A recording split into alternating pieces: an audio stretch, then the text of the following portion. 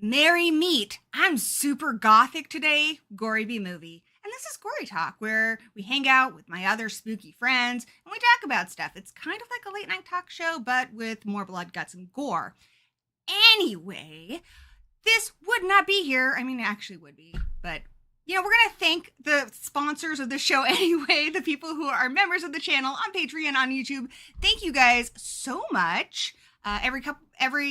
Twice a month, I give out memberships, so stay tuned. I might do that tonight. We'll see.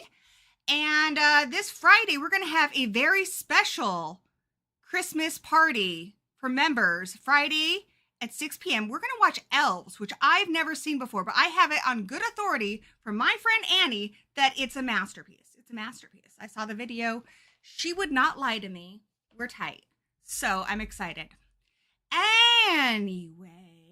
Dun, dun, dun, dun. Who do we have in the chat? Mommy B Movie. Hey, Mom. Mom, look how goth I am. It's just like I was in high school. Kinda. Actually, I think I'm better at makeup now. I'm not going to lie. And Fiore Grimaldi. It's a really rad name. All right, let's welcome my friend Antoinette Cancelliere, which is like the most bougie name ever. She goes by Annie. She is an author and YouTuber and super rad. Here she is. That is actually a picture of her cat because she's mysterious. All right. So, I like to think of it as the cat talking and it just has the same voice as her. Anyway, hi, Annie. Hi, how are you? Very well. Thank you. Yeah. Yeah, she's a beautiful cat, Cersei. Cersei, and your actual cat is a tortie like that. Yep, exactly like her. Have you read the Dungeon Crawler Carl books? No, but my partner has. I love them. The author is actually somebody I've known for a really long time from Washington State. I'm glad he's just suddenly blowing up. But yeah, the cat in that, Princess Donut, is a tortie. Oh, she's a big fluffy tortie, but hey, tortie power. Tortie power. I agree. So I've been very busy reading lately. Would you like to know what I've been reading? I'm on pins and needles. Heather says Cersei is a cousin of Princess Donut. I like this. I like this a lot. Hey, Heather. So I have been reading Midnight Screenings, which is the brand new book by Antoinette Cancelliere. Seriously, it sounds like you should be like a governess or something. It's the fanciest name I've ever heard. Cancelliere. Cancelliere. Oh my God, I'm a terrible friend. Cancelliere. Okay. Yeah. I like it. And if you want to get even bougier, it's Antoinette Marie Cancelliere. This is true. Antoinette Marie Cancelliere. Did I say that better? Yeah. You said it perfect. Awesome. Working on it. And we got Zigma in the chat. So, the book, Midnight Screenings, it is available on Kindle Unlimited if you have Kindle Unlimited. You can find it on Amazon, but it is a collection of short stories. Here, I don't have a picture, but it's right here. It's this one here. This one. There. Yeah. Look at all the other books I have. Look at them. Anyway, did you see how it says read? That's my proof that I read it. So it's a collection of 3 short stories. And I think I'll let you introduce them. Okay. The first is called We Named It Simon, which is about a group of trans women who inherit a house basically, and there's something living in their basement, and they name it Simon. Um, the second one I wrote Never many name many it. never name it. No, no. That that story is kind of based off reality, and Tell me the story. well, when we bought the house, there was a room that said "monster room" on it. Okay, which is in the In the story. which is in the basement, and there's little handprints in the on the floor in the basement from Uh-huh. where all the kids live there, and we have weird stuff happen in the house, and we named him Vincent. We didn't name him Simon. We named him Vincent, and so occasionally a door will open or something will fall over, and we'll be like, oh, that's just Vincent. That's So crazy. I took that, and I was like, there's something to this. Because I'm scared to death to go in that basement. You can I sense don't do it. something there. Yeah, there's something in there. I have a friend who's a witch, and she won't go in my basement. She just won't go in it. She's like, something bad happened down there. So I'm like, It's okay. me. I'm the friend. No, but I And probably wouldn't. yeah, I wouldn't either. I go to the laundromat instead of doing the laundry in the basement. I can Um do laundry. I mean, you're and Italian. Just put on more perfume. I could do that, I guess. After a while, you start to get too ripe, and you have to go to This the. is true. This is true. And the second story is called "The Clownercist." I wrote it when Dominion, the prequel to The Oh, Exorcist, came out. yeah. So it's been sitting on my computer. It's been sitting on a hard drive for uh like 20 years, waiting to finally be published. And that's my favorite I story. like that. That was my favorite of them too. Yeah, that's the whole reason why I put these three books together, or these three stories together, is just so I could really just get finally people could read the Clownercist, because it's so funny. It's quirky and charming, and the third story is called The Lost River Killer, which I looking back, it's a little too inspired by like True Detective or Long Legs, but I think it works. I think it's solid. I think if you like true crime, if you like things kind of like on the vein of like Manhunter or Silence of the Right. Lambs, I think it's up your alley. I like Yeah. that there was a nice collection in there. And Clowns are good. I can't pronounce it. The Clownercist. Thank you, Clownercist. The Clownercist, it's really cute. So this little girl, a little clown girl, is possessed by Yes. an evil clown, wasn't it? Yes. An It evil was an evil clown, and they have to call the Clownercist, and he comes and it's like, by the power of Bozo, you will like leave. And oh my gosh, all the lines in that, I have to find it. The lines in this, I was dying. Oh my gosh. There's one line there. They go, "What? May the joke be on you Yes. and on you." Yes. Yeah. Yeah, so it's like a lot of the lines from The Exorcist, but it's clownified.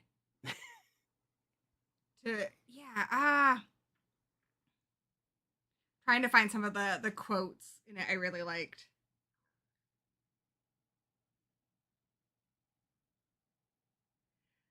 Oh, just there's so many clown jokes in here. Like instead of offering them water, she's like, "Would you like some seltzer water?" May the joke be on you, Jingles muttered, pressing the chicken to her. And with you, Stubbs echoed, trembling but standing beside him. By the way, if you want an audiobook reader, I'm your girl. But yeah, it was really, really fun. So if you're a fan of The Exorcist, and it's really fun because I just read The Exorcist too, so it was perfect. Yeah. Pitch perfect timing. But that was really fun. It's a good story collection. You also wrote a book called Arkham Anonymous. Yes, I did. It's a book about a group of people who meet in a I forget, it's been so long, a church basement, if I believe correctly, and they share their tales of cosmic horrors. Each one of them have I don't want to give anything away in case Yeah, somebody it's buys a it, little but bit like it kind of made me think of things like Final Girl Support Group and stuff. So this guy shows he's a delivery driver, and then there's a bunch. Isn't that right? And then there's a bunch of he's running. You don't know what he is. He's running from yeah. something. So Yeah, he comes there, and it looks like it's the middle of an AA meeting. There's a circle of people, and the one by one they tell you these like cosmic horror stories, and then they just disappear. Yeah, disappear. But each of yeah, them is really cool. So I haven't finished it yet, but each of them is just what I think I love about cosmic horror is there are no limits. There are no no, lines. You can do anything. And I feel right, like with a lot of horror, we're really constrained by the rules, you know? And yes. with cosmic horror, there is no reality. It's insane.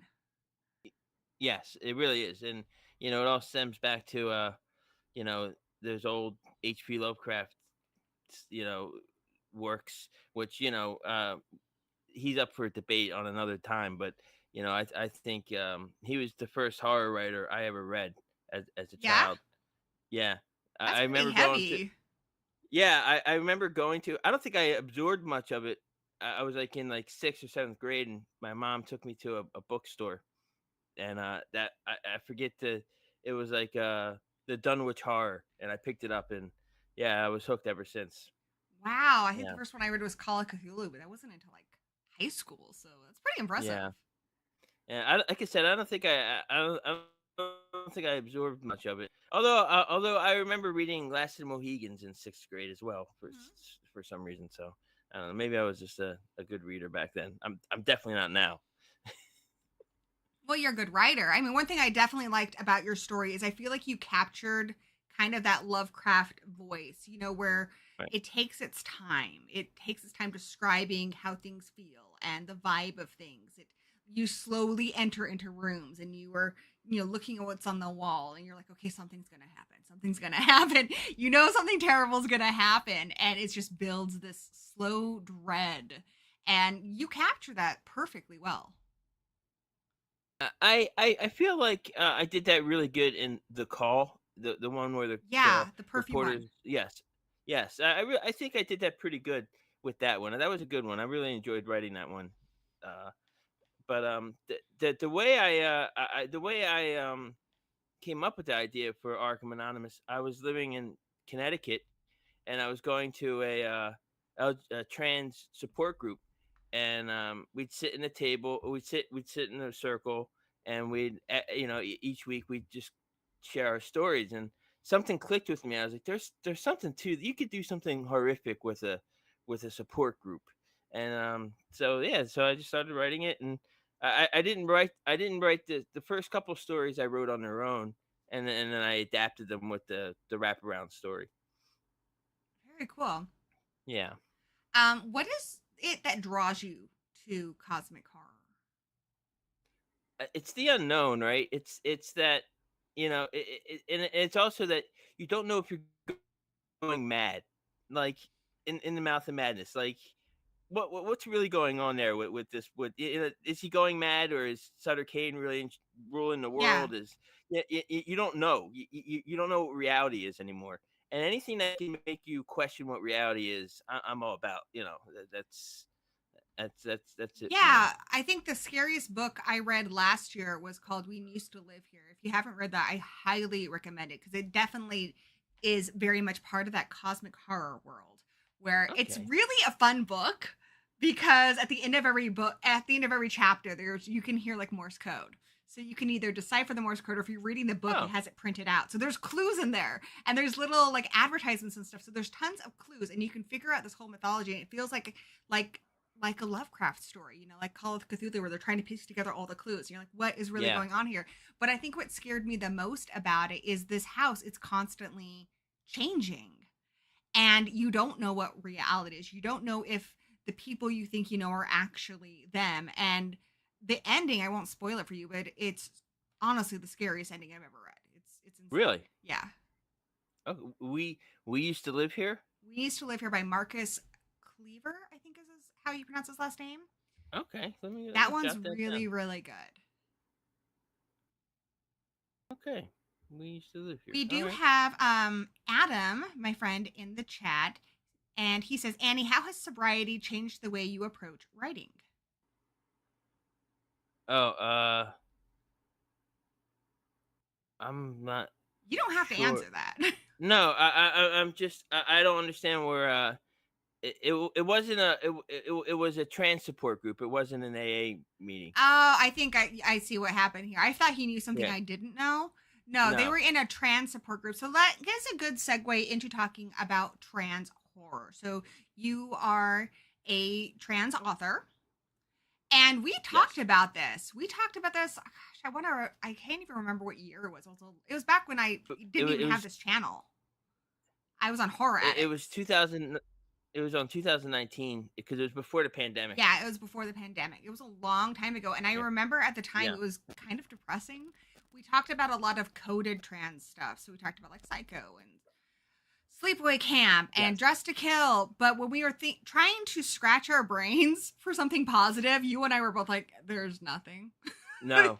It was really depressing. Really depressing. There was that one movie, about the town trying to kill the girls.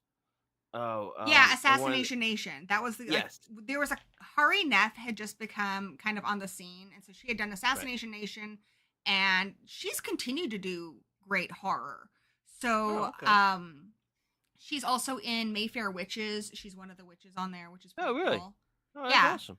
Okay, so Adam says the question came from the sobriety token Annie posted on Instagram.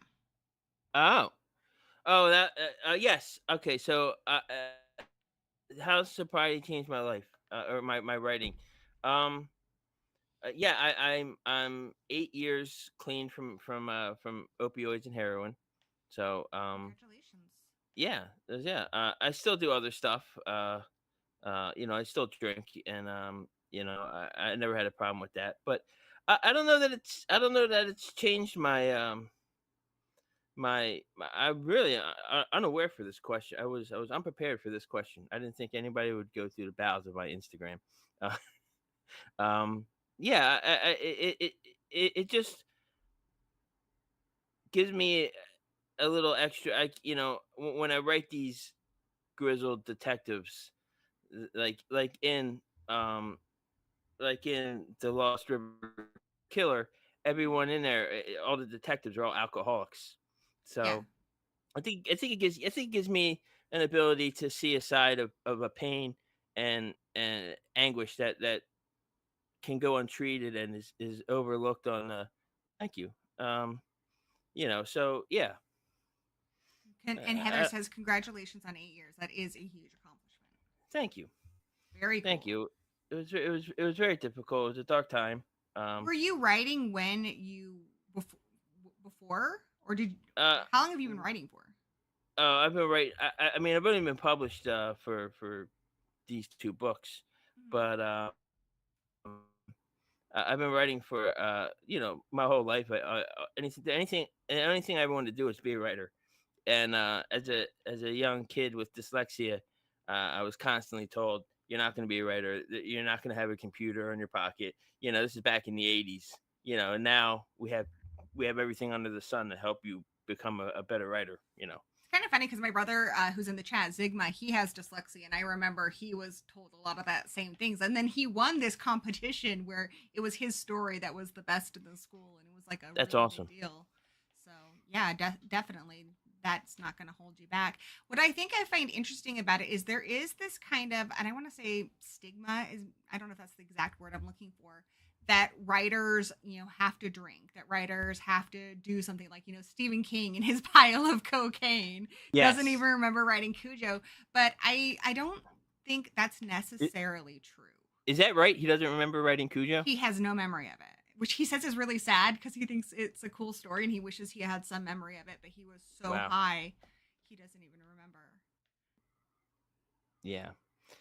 I like I said, I think it gives me the ability to write flawed characters, a little better.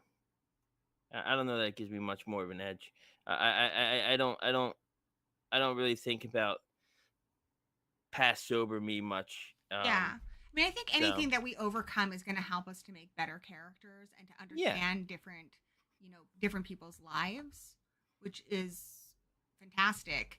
And I as far as writing goes, I mean, because I write too. I have my like rituals. I do like to pour myself a drink and like light a candle, but it's just the one drink. So Right. I don't think I would be. I don't know. I'm kind of really. I like to have outline and have everything really organized. So I don't think I would be very effective. I know Stephen Cooch says that he plays like a little when he's drinking as he's writing. He plays a little puzzle game, and if he can't finish the puzzle, then he knows he drank too much and he's done for the day. That's probably good for him because I mean he's had definitely substance abuse problems. Has he? I don't know much about him. I haven't read much Really, of his work. Stephen King? Yeah. No, Stephen. What's his name? Kuntz. The guy Oh, who did, Dean Koontz. Dean Koontz. Dean Kuntz. Yes. I I'm didn't know sorry. he had issues too. But I mean, Yeah. it is kind of this thing like Hemingway, like so many authors are kind of famous for their substance abuse problems. And I Yeah. do think, like, I remember I read that J.K. Rowling, like, she will have a glass of wine or something to kind of, because there are a lot of nerves. I think when you sit down to write something, I think the hardest part is when you sit there Yeah. and look at the blank screen. That's, I think, the worst Killer. part. Like, I think there was this quote Yeah. I read that said, I hate writing. I love having written. There's a lot of pressure. And I think Yeah. maybe that's where some of it comes from. Like, you want something that's going to help you get into that creative zone and get past all the nerves and the voices in your head. But I think for some people, it becomes like what they need. It's like that black Yeah. feather in Dumbo. They think they need it to be creative, and they don't.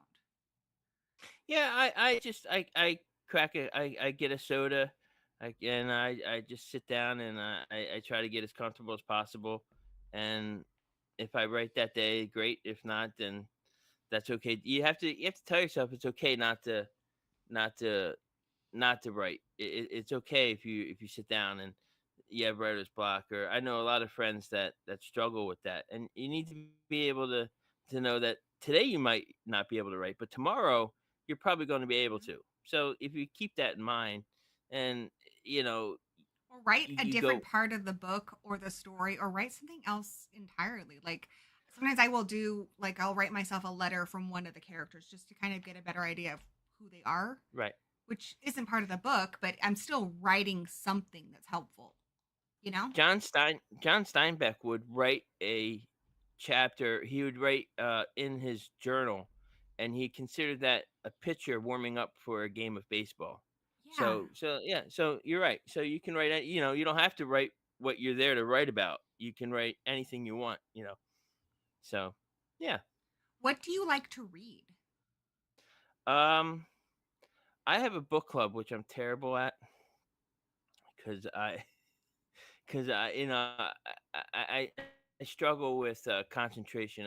It's been a rough year for me, um, mentally, so I haven't been able to read as much as I want. But I like to read. Grady Hendrix. I love Grady Hendrix. We went through most of his books this year. What's your Yeah. favorite? How to Sell a Haunted House. That's my favorite too. I love that one. Yeah, that's pretty good. Um, there's a guy named Ben Farthing. He wrote. Yeah, he does the Found series. Like, I found a Yes. circus tent behind my house, Yep. in the woods behind my house, that kind of thing. He Yeah. just did the 31st Trick or Treater, which was kind of fun. Really? It was like a Halloween advent calendar. So you were supposed to read a chapter every day. Okay. It was really fun. Yeah, he makes fun books. It kind of makes me think of like Goosebumps for adults. Yeah, because they're not terribly long. Yeah. Yeah, I found puppets living in my walls. That was I like that scary. One. Yeah, that was pretty good. I and it ended bleak too. I didn't think it was going to be such a. I was like, man, this is a downer of an ending. I know a friend of his is Alex Van Way, who's an author I've met, and I really like him. He has a book called Head Like a Hole, which is set in the 90s, which is already fantastic. But it is also very cosmic horror and body horror. So that's one I think you might enjoy. So the other thing I really like about your book is you have a lot of LGBT and trans representation, which it's getting a lot better, especially from where we were. And one of the places I think it's even better than in movies and TV is in books. There's a lot of inclusion right now in the books I've been reading. Yeah. I agree. It almost I mean, seems like it's being kind of, I mean, it's a two-way street because I definitely want inclusion, but I don't want people writing stuff that they don't know about. So, like, for instance, I read Clown on a Cornfield, and it okay. felt like at the very end of the book. So you have this one very rednecky character who knows about guns and stuff, and then you have this one pretty boy character who you think the main girl is into, and then you find out that the two of them were friends a long time ago, but there's nothing there. There's no hint of anything. And then at the end of the book, they kiss out of nowhere. And you're like, what the fuck? And it read to me like a publisher said, you should be more inclusive.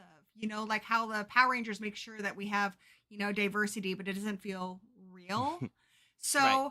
I do like it, but I do think it's best when it comes from people who are actually part of the community, from actual trans authors and stuff. I think it's just a lot more authentic. Well, I think that, and I think that they need to be more than just the token LGBT character, which I feel like you said, a lot of not a lot, but some authors and in movies as well will put a character in there, and you know they don't know what to do with them because they're not in the rainbow, so they don't. I think I don't know. Maybe they get misused from time to Yeah, time. I mean, it's kind of like I've read this kind of advice from some men who are like, well, it's super in regards to writing women. I've read this Right. quote before. There's like, it's so easy to write a woman, just write a man and then make it a woman. That's really not okay. I mean, it's worked one time I can think of. I know in Alien, Ripley was written as a man, and I think she's a fantastic character, and that worked. Yeah, But for she's the awesome. most part, the experience of being a woman and the experience of being a man are very different. And I Right. don't think that advice works either way. And the same thing I've read about LGBT characters, like, well, just write a straight relationship and then make it an LGBT one. That doesn't work. There's so many different things that are part of that experience, namely the way you're treated by people. Right. Definitely. And it's I feel like um I feel like let's go with we named it Simon. Hmm. She's trans, and I mention it once or a couple of times, but I don't make it the focal point of the story because you want the character to be their own character. You don't want them to be, a stereotype there's a couple times in the story where like, she goes to the cop and the cop misgenders her and she goes, it's she, and he goes, oh, I'm sorry, because that's likely to happen, so you want to write it, I guess having lived as a trans woman for many many moons now, I guess I have the ability to write a trans character, but you don't need to make their character all about their transness. They can be Yeah, that's a not the full only thing they are. exactly because I'm a I trans liked woman. that the women in that were also big into like D&D and gaming, which was really cool. Yeah, yeah, and so it's I'm a because you just because you're trans doesn't mean that that's all you are. I'm also a girlfriend, former. I went to culinary school. You did? Yeah, I went to culinary That's school. so cool. Many, yeah, yeah. Well, that was back when I wasn't so sober. There's a lot of pressure That could in help some of cooking. the recipes, honestly. There's a lot of pressure in cooking. I mean, my only reference is watching Gordon Ramsay, but I can Yes, imagine. yeah, yeah, so you're everyone's a three-dimensional person with flaws and all, and you want to kind of put that into your book. Now, it's also if the story warrants an an exploitation or exploring being trans or gay, then that's okay because that's the story. But you don't want the character alone to be, well, I'm trans or I'm gay and that's their only attribute. Yeah, a really good book I read recently to give some examples. I read This Delicious Death, which is actually not by a trans author, but I think she did a really good job. It's by Kayla Cottingham. And what I liked about it is to give you a little brief on the book, in this world, zombies are kind of normalized. There was a big outbreak, and the people who were bitten were contained. But now they have like these special meals they eat so they can kind of live normal lives. And the trans character, she and her friend survived the outbreak together, and she is in love with her best friend, but she is really afraid to tell her that those feelings may not be reciprocated. Her friend is bi, so but they've just been close friends for so long that she's just afraid of being rejected and maybe ruining the friendship. Right. But what I loved about this character is she is so much more than just being this trans character. She's the largest thing is she's an influencer. So she is a makeup artist on the internet. So she deals with people coming up to her. They're at this like kind of a music festival. That's where a lot of the story takes place. And she deals with people coming up to her, and particularly a lot of people don't know that she's trans, and so she kind of doubts like whether people would actually like her if they really knew everything about her, Right. or if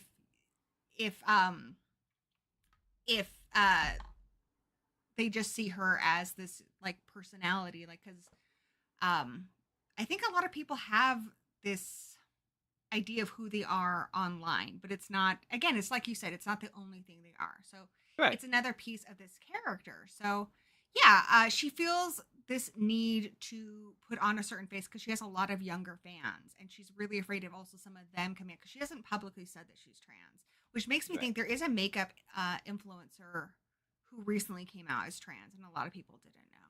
And that was the thing. She's like, I have a lot of people who watch me, and I just didn't want it to be a whole thing to take away from the thing I'm trying to do. Right.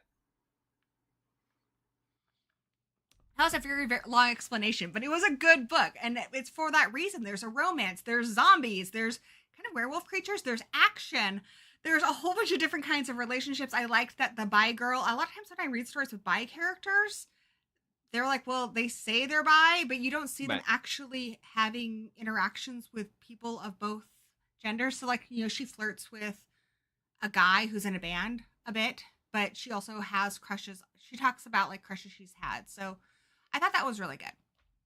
I felt like the author knew what she was talking about.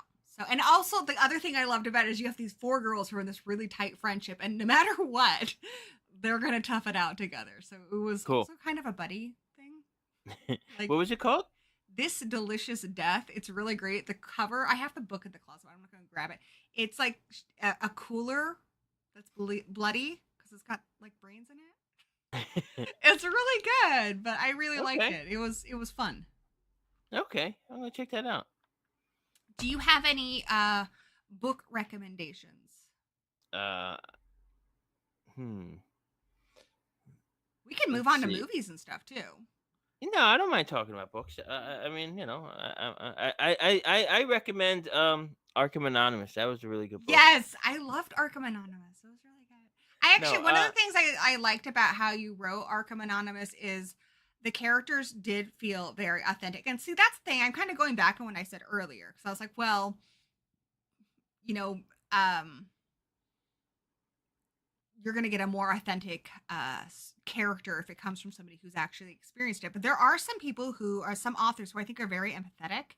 Grady Hendrix is one. He's written almost exclusively female characters. And I don't know who told him our freaking secrets, but he's pitch perfect. It's amazing. I read that he makes female characters because he doesn't want to just do himself. Right. The characters are very personal, but he does. I know he was raised by a lot of aunts and sisters, like a large female family, and that probably has a lot to do with it. So I'm not saying that just because you're not trans, you're not LGBT, or you're not female or whatever, you can't write these characters. Some people do a good job, but I felt like in your book, you have so many different characters. Like you have the one really like butch guy who's like up in people's faces, and then you have the girl who's the reporter who's, you know, gorgeous, and she's, you know, curious, and they're all so different, but they did all feel like authentic people, which I thought was good. I'm glad you think so.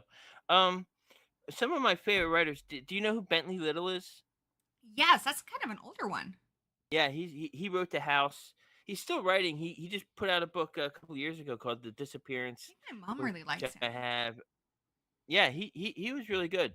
He kind of fell off the map there for a while. I just I just happened to see one of his newer books at the used bookstore, and I picked it up. Um, I love Stephen King. Um, I love hate Stephen King because sometimes I find him questionable. Uh, Sometimes I'm I like, honey, did anybody edit this? Because I feel like he could put his grocery list accidentally in a book and they would publish it because it's Stephen fucking King, right? right. And I feel like a lot of times some of his stuff could be condensed a bit more. Uh, Under the Dome was Oh like, my gosh, that's a paperweight. That thing's huge. It's huge. and when I bought it, I bought like the special edition that came with like trading cards Oh my and gosh. yeah, because I was really high on his supply. I was really But digging I him mean, at sometimes the they're time. long, and like I read Fairy Yeah. Tale, and I just breezed through it. So a lot of times, and then of course there's the issue with the endings, which I know a lot of people have harped on. Yeah. But the thing is with him is he's what people call a pantser, so he doesn't outline or anything. And sometimes I think Right. he writes himself into a corner, and he doesn't know what to do, and that's why you get like then the hand of God came at the end of the stand because he's like, oh fuck, I don't know what to do, I'm stuck. But then Pet Sematary has a perfect ending, so. Yeah, Pet Sematary is amazing. Oh, I love The it. Shining. The Shining is one of my favorite books of all time. Yeah, that's a good I one. love The Shining. Yeah. Did you ever read John Dies at the End? I haven't read that one yet, so tell me about that one because I hear about it all the time. And then there's a whole thing like it was David Wong, but then Right. I guess that's That like a was his pen pen name, name. but he doesn't want to use the Yeah. pen name anymore. Yeah. No, All he doesn't confusing. use a pen name anyway.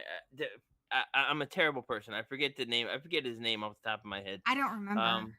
Jason something. Uh-huh. Yeah. John Dies at the End. David Wong is telling a story about how him and his friend John found a mysterious liquid called the soy sauce, and once you take the soy sauce, you see you see things that it gets into cosmic horror. It's such a fun book. It's and his books have only gotten progressively better. Like this book is full of spiders.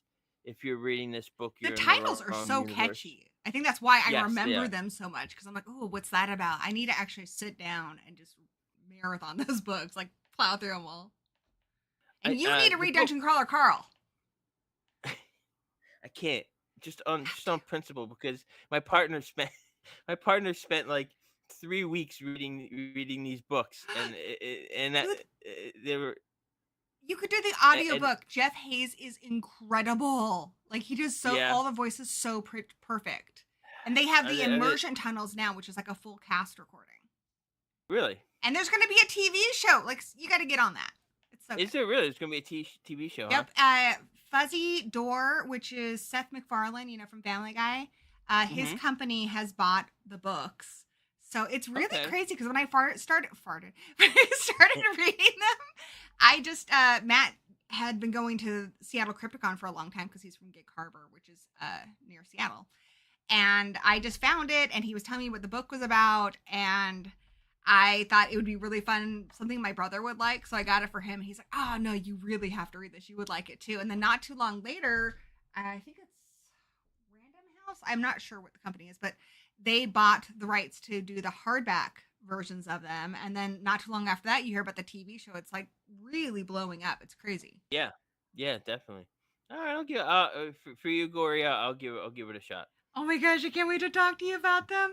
I'm so excited because Heather's in the chat and she just recently started reading them too. Like, it's one of those things. Have you ever read a book where instantly you have to go tell everybody you know right now about it?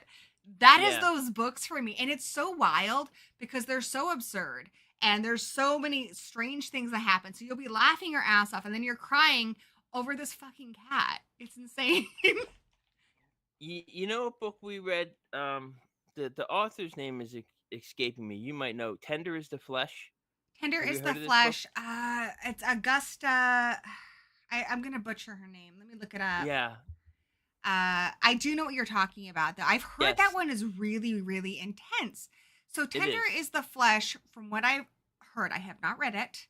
Okay. It's the world has outlawed the consumption of meat because all the meat is bad from animals, and so now there are Yes. select humans who are used as meat, and this guy who's a butcher is gifted a human. Yeah, more essentially, yeah. And it's really it's heavy. You got to be in a Why is you it got to so be in a heavy? Because it doesn't it, sound that intense to me. this is a book that you need to it's been 2 years now since I've read it, so I'm foggy on the Is it the memory. But description of the meat? I don't know. Like yeah, the cannibals and stuff just doesn't bug me. well, if you're not in the can, if that doesn't bother you, then you might be okay with it. But I just remember reading it and it having to put it down a couple of times. Yeah. And yeah, but it that was one of the books though that went through my friend group. Everybody was, oh, you got to read this book. You got to read this book. I really want. Okay, I will read that. And you and I just started a writers group too, so maybe we'll have to add Yes. some books that we read in there too. So you, Yeah. me, Doc, one of your other friends, and Danny wants to be in it too. He's in the Yep. chat. Can he join? Okay. He writes more Of screenplays and course. stuff, but it's writing. That's so It's cool. 'Cause writing. I've always wanted to have a writers group. I went to this one that's local here, but they were a bunch of twats, dude. Like they were not cool. Were they pretentious? They were pretentious and they were also really wholesome. So when I was in college, I Oh. got my degree in English writing and literature with a specialization in creative writing, and I had the same problem there too. That's why I really like the book Bunny. Like anyone who's been through this would get the experience. But I would write these stories, and then my professor, he was really big on two things. One, he wanted things to be authentic, and two, he really hated sympathetic writing. So like when the dog dies, like people, that's going to make people sad because people are sad that Right. a dog is hurt, not because you did a good job writing. Things Sure. like that were cheats he really hated. So I would write a story, he'd be like, oh, this is really good, like, because you do like 4 pages at a time and everybody would read it, and then it would be revealed that there's zombies, and he's like, you had something good there. I'm like, but why can't it still be good with zombies? Why can't it still Right. be good with some kind of, I like having a supernatural element to it to explore the real stuff. Sure. That's I mean that goes back to Rod Serling. That's why he created the Twilight Zone, so he could explore themes and social issues, but have it abstract enough that it would be science fiction or horror, or Yeah, I that's think it makes it a little, whether you're reading it or writing it, it gives you the freedom to explore some things that maybe you're not comfortable approaching head on. yeah. Yeah. And it also makes it more universal because when you make it like a theme, there's so many different ways people can interpret it and they can make it personal to them. I think that's why my favorite show to this day is Buffy the Vampire Slayer. Like, you can just watch it and it's a girl fighting monsters, and that's fine. Yeah. But you could also watch it and you're like, wow, this is like, has so many different themes in it, so many different ways you can interpret it. I was much more of an Angel girl than I was. I love a Buffy. Angel too. I love them both. Yeah, they're fantastic. But yeah, Angel losing his soul. So you could look at that in the episode Surprise and be like, okay, it's like a metaphor for you sleep with a guy, then he turns into a dick and doesn't call you again. You can see it as a metaphor for somebody who has issues with substance abuse. All of a sudden they're a completely different person. You can see as a person who has issues with anger, or like there's so many different things, and you can, when you're exploring something through horror, I think it opens it up to where so more people can access the story in ways that are meaningful. Yeah, and I really feel like just to pivot slightly in the movies, I really feel like movies are really doing that, like really coming out with chilling thrillers and scary films, but with a message and something to say, and I really feel like that's become more popular, like now than in the past. I feel like I think we've been in a golden age of horror for I think we've for a had little bit. a lot of, I mean, because I think we've always had movies that were willing to be experimental, that were, I think, what people would call elevated horror. I don't really like that term because I think it makes it seem like, well, then everything else is not elevated. Because I think a lot of things can have deeper meaning without necessarily being up their own. But I like how we watched a Sure. movie calls them croissant. Some things are just too fucking croissant for me, and they're not that smart. Example: I just saw Keeper. This is not highbrow entertainment, but it thinks it is. It thinks it's fart stone stank, but it's not. I did not. I was not a fan of Keeper. I didn't like it either. Honestly, a lot of Osgood Perkins stuff are kind of up their own ass as far as I'm concerned. Oh, I liked Long Legs. I liked it, but I thought it was kind of a cheat to make the devil thing at the end. Yeah. I think it should have been more clear from the beginning, and hiding the devil in the background does not count as more clear from the beginning. He should have made it clear it was a supernatural story from the beginning. And it would have worked better. But I don't know. Sometimes I feel like he thinks he's smarter than the audience. And I don't like that. There's a certain amount of pretension that comes through his work that just doesn't work for me. Did you see a found footage movie this year called Strange Harvest? No. What's that about? You should definitely. It's about a serial killer. It's a mockumentary. These two cops telling their story about tracking a serial killer. And there's a lot of cosmic horror in it. It's really good. I think you'd like it. I'm gonna write down a list of the ones we're talking about. My headphones are like in the way of where I write stuff down. I'm gonna write it down. I already want to read Tender as the Flesh, but I'm gonna write down Strange Harvest. That's a movie. It sounds familiar, but I think it's also because we've had like Strange Darling and some other ones this year. Yeah. That's probably like my third favorite horror movie of the year. But yeah, really like good. When you look at something like The Wicker Man, I mean, that's as elevated as any of this of today. And that movie came out in the 70s. And a lot of movies, that are older and some of them not necessarily well respected. Things like Phenomena, I think, are very layered and thematic. But there's a certain... Phenomena's a fantastic film. So good, right? It is. I watch it all the time. It's fantastic. And there are some I really connect with. So I'm not saying Osgood Perkins is bad. I'm saying I don't connect with his work. I do connect with Ari Aster. I liked Midsummer. I like his stuff. I like Jordan Peele. So there are things I definitely do connect with. And I do think it's cool that horror is finally getting some respect as being a legitimate storytelling device that is worthy of even your cinema snobs taking an interest in. I mean, look what Weapons did. That broke through. And that was fantastic. And I think there was a period of time when a lot of these kind of movies, especially the slow burn ones, wouldn't have maybe been greenlit because they'd been like, well, people just want to see the blood and guts. I think there was there was a misunderstanding of the horror audience that we just wanted to see violence, that we didn't want to think. And I do like that a lot of the studios are catching on to that there is a huge audience for these stories that are exploring deeper things. Yeah, like I think Heredity comes to mind when you say slow burn. That was just or The Witch. The Witch, another one, great movie. And I love it. But it's so slow, and I don't know if that would have been something that'd be greenlit in like the 80s.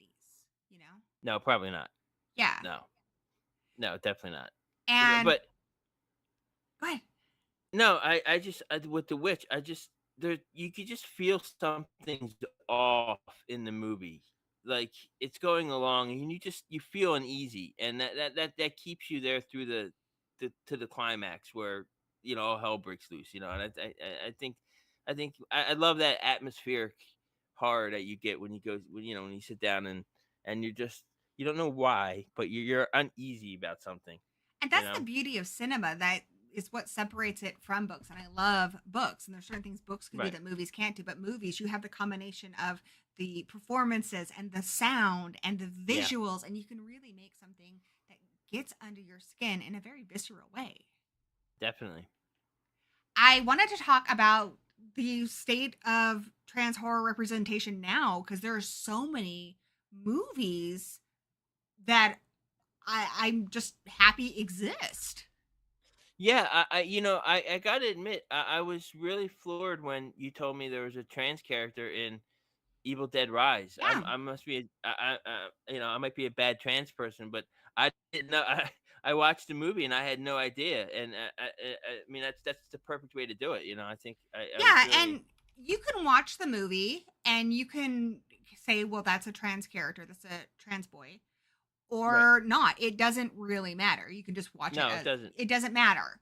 No. The actor is trans, and the movie neither confirms nor denies. The one who plays Gabby, the actress who plays Gabby, Yeah. they are not Yeah. non-binary, so Yeah. that's another thing that Yeah. is more inclusive about that movie. So Yeah. And it's a great movie. yeah, Yeah, I what really enjoyed that. what I like about Uh, the Evil Dead films too, that I think is really cool. One of my complaints, and I've said this quite a bit on the channel, I'm not sure if you've heard this rant before, but I am very tired of their, particularly with mainstream movies, there's like the small pool of actors and actresses that they keep drawing from again and again and again. And while Margot Robbie is a fantastic Barbie, I don't know if she's necessarily the best Catherine we could have gotten for Wuthering Heights. Why is she in everything? Why is McKenna Grace in everything? Yes, she's insanely talented, but there are right. more than 15 actors in the world. Why is Jacob Elordi Yes. Frankenstein? Yes, he did a decent job, but is there really nobody else? Nobody else. And horror used to be this place where you would get a lot of new faces, and it was really cool because Definitely. you could picture them as anybody. You're not seeing that actor. You're not seeing Margot Robbie, especially with some of these characters, some of these actors who have that like that kind of Instagram face, and they're in like period dramas and stuff, and you're like, what the fuck? We couldn't get anybody. It's getting kind of crazy. Same thing with like directors and stuff too.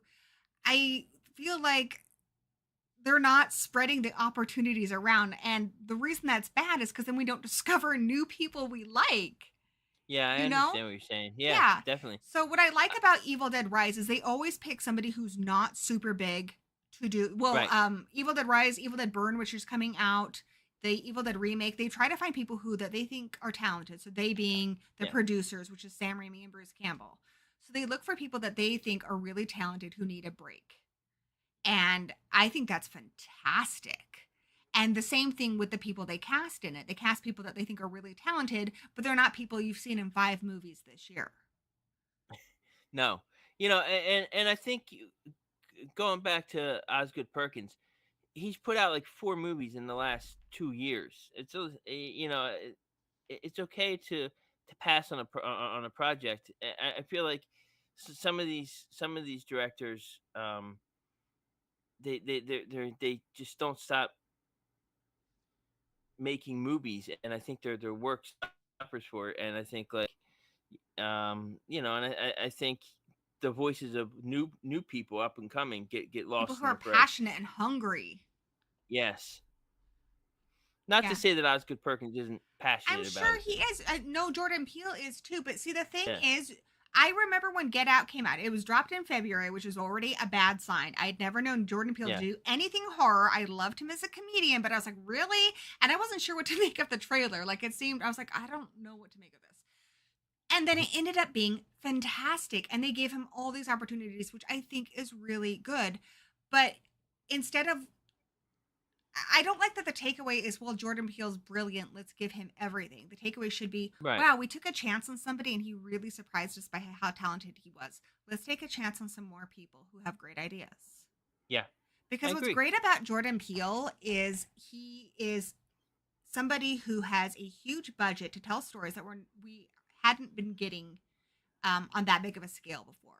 You know, he's telling us stories about Right. what it is to be Black and using the horror platform in ways that we hadn't seen before. I think I read in one thing, one of his white friends was like, why don't you make like a white person movie? He's like, dude, there's like already a billion of them. And he gets it. He's half white, but that's not the story he wants to tell, because that's not the Right. story that needs to be told. But the one area where I think we could use more trans representation or even LGBT representation, honestly, female representation, we are half the freaking species, guys, is directing. Why is it the same pool of stodgy old white dudes? Right? I agree. Yeah. I mean, there's some. I mean, Mary Lambert comes to mind. She was very talented. Oh, she still is very talented. But you mentioned like Osgood Perkins has done 5 movies this year. I can think Yes. of, she did one of the Urban Legend sequels, which is, I'm sorry, bless your heart, but that one sucked. She did Pet Cemetery, and recently she did one that has the gal from Walking Dead in it. That's 3 movies of hers I can think of. Wow. Yeah. It's kind of sad because she's been around since the 80s. So where are those opportunities? Yes. Yeah. The director of American Psycho. That's like the only thing I was going to say that. She's done, which again, sad. Catherine Bigelow, Yeah. who has won Oscars. She won an Oscar for The Hurt Locker. She also did Near Dark.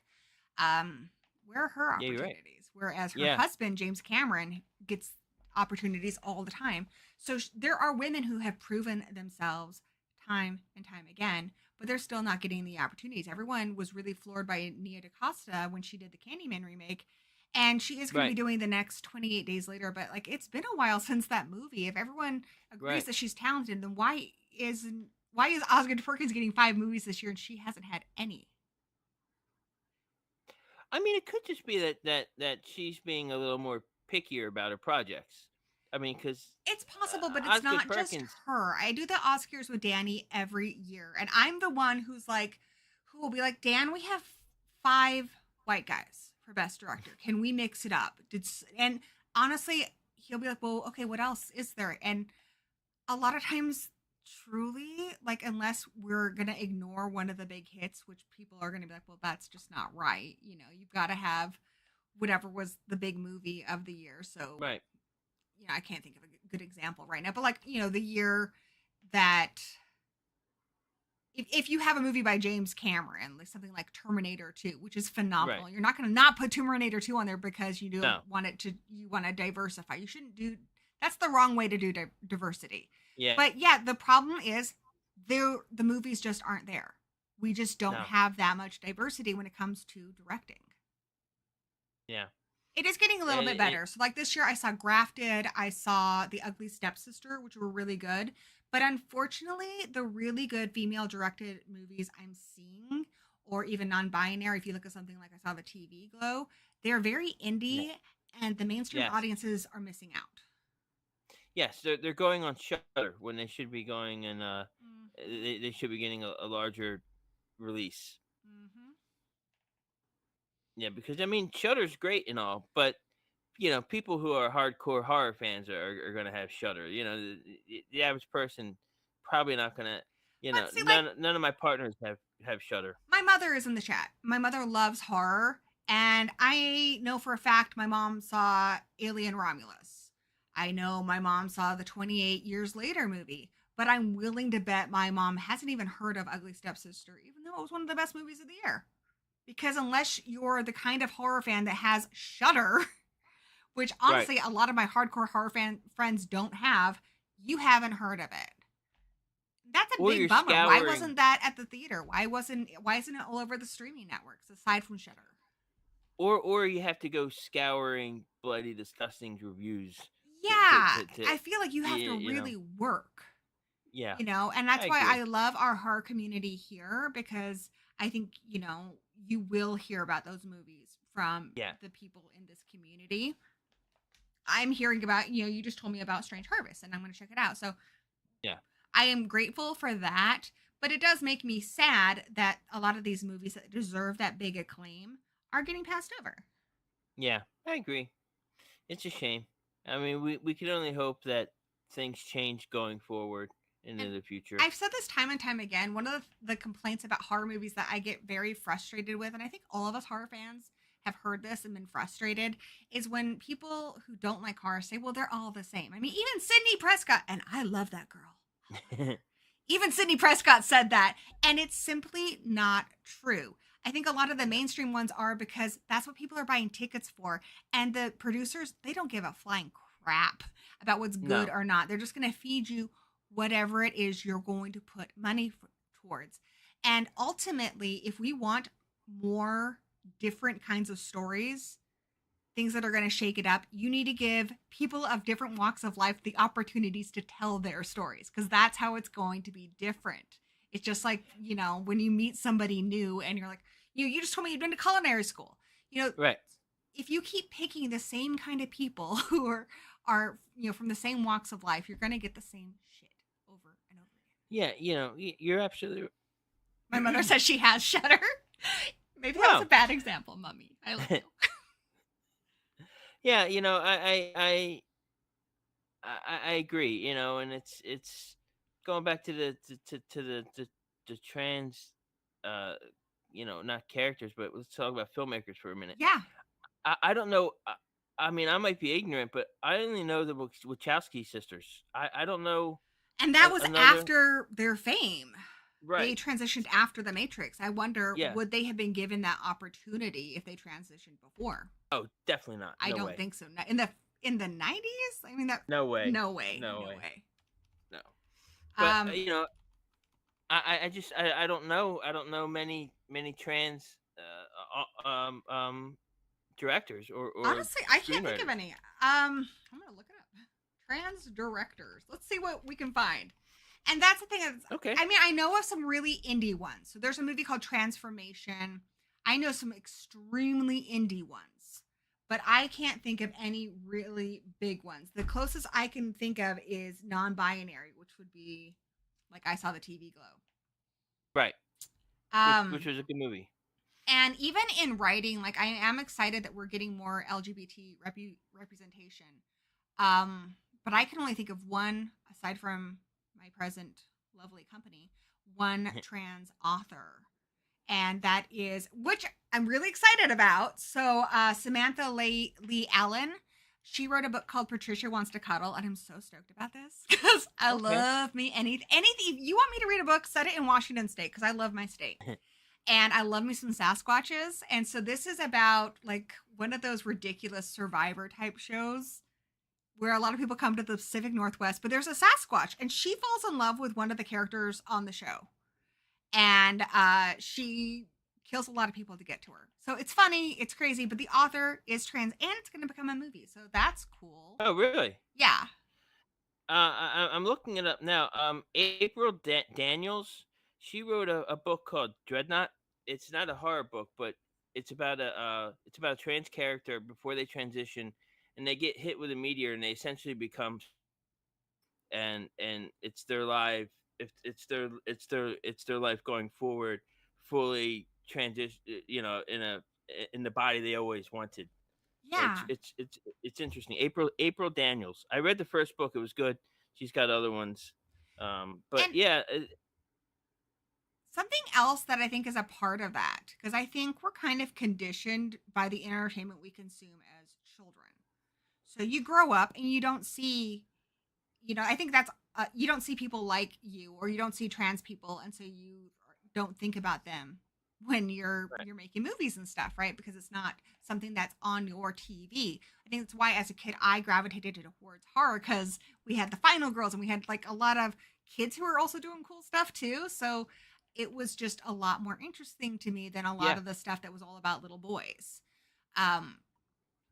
But yeah, if you look at kids entertainment, I'm not counting that Elsa's coded gay. That's bullshit. Disney just come out and say she's gay or admit that you're too cowardly to do so. Your bullshit coding isn't enough. It is inadequate. I don't think that is acceptable. And the one show I really praise, and I've praised this to you time and time again, but I love it. I love Monster High. So from the beginning, Monster High, because the creator is a gay man, has always been very much about, be yourself, be a monster, accept other people for how they are different and how they are unique and celebrate that. It's been from the very beginning, but then I think it made a big pivot when it did the live action movies because one of the actors in that who plays Frankenstein is a trans actor. Okay. So I mean they were teenagers. I don't know if we were gonna call him a man, boy. I don't know, teenager. Right. But yeah, I thought that was really cool. And then the new show on Nickelodeon, which that's directed towards children and teens, it's phenomenal. So you have multiple LGBT relationships, like with the kids' parents, like Deuce, he's a Gorgon. His mom, he has, two moms. And Frankie Stein and I don't want to spoil it, but Frankie Stein has her own relationship. And Frankie Stein's also non-binary, so that's really cool. And then you have this character Phoenix, where they describe how they had to like shed this old form to find their new form, which is perfect for being a Phoenix monster. But they're also voiced by a trans actor, which I thought was like, that's awesome, you Yeah, that know? is great. So that show is also good in other ways too. Like it has an autistic character who is like also voiced by somebody who has autism, and being somebody who knows people who have autism, I think they did a lot of research to get it right. Right. So I love that. You know, for so many, we need to see different kinds of people, and we need to include those people in our stories. Yeah, you know, you can't keep telling the same story with the same, you know, five you know, old five same actors playing the same roles, playing the same, you know what I mean? It gets the world is much more broader than what a lot of media would have you believe. I mean, you Yeah, know, and I feel like a lot of production companies are looking for a certain thing instead of getting excited when they see somebody unique and go, "Wow, you probably have interesting stories to tell that I haven't heard before." You know? yeah. Instead, they're like, "Well, we're looking for Margot Robbie." It's like, "That's great." You don't like Margot Robbie, do you? I actually love her. I think she's a fantastic Okay. Harley Quinn. I think she's a fantastic Barbie. I think she is very talented, and I love, you know, she was great in I, Tonya. I think she's great in a lot of things. I do not think she should be in 5 movies a year. I think she gets automatically put in things that she's not necessarily right for. The one that's pissing me off right now is Wuthering Heights. Okay. Catherine, if you've read Wuthering Heights, is described as being too marked and wild to be considered beautiful. She is dark, like a storm cloud. Like she is also like, I think she's 16. Margot Robbie Okay. is not 16. She No, is she's not not. dark. She does not look marked and unusual. Like Catherine looks unusual. And this book is about class differences and stuff. Heathcliff, they've never done Heathcliff right, except for one BBC drama, is from the moors and he is darker. So they use an outdated term. They call him a gypsy. But Right. they usually cast just attractive white guys to play him.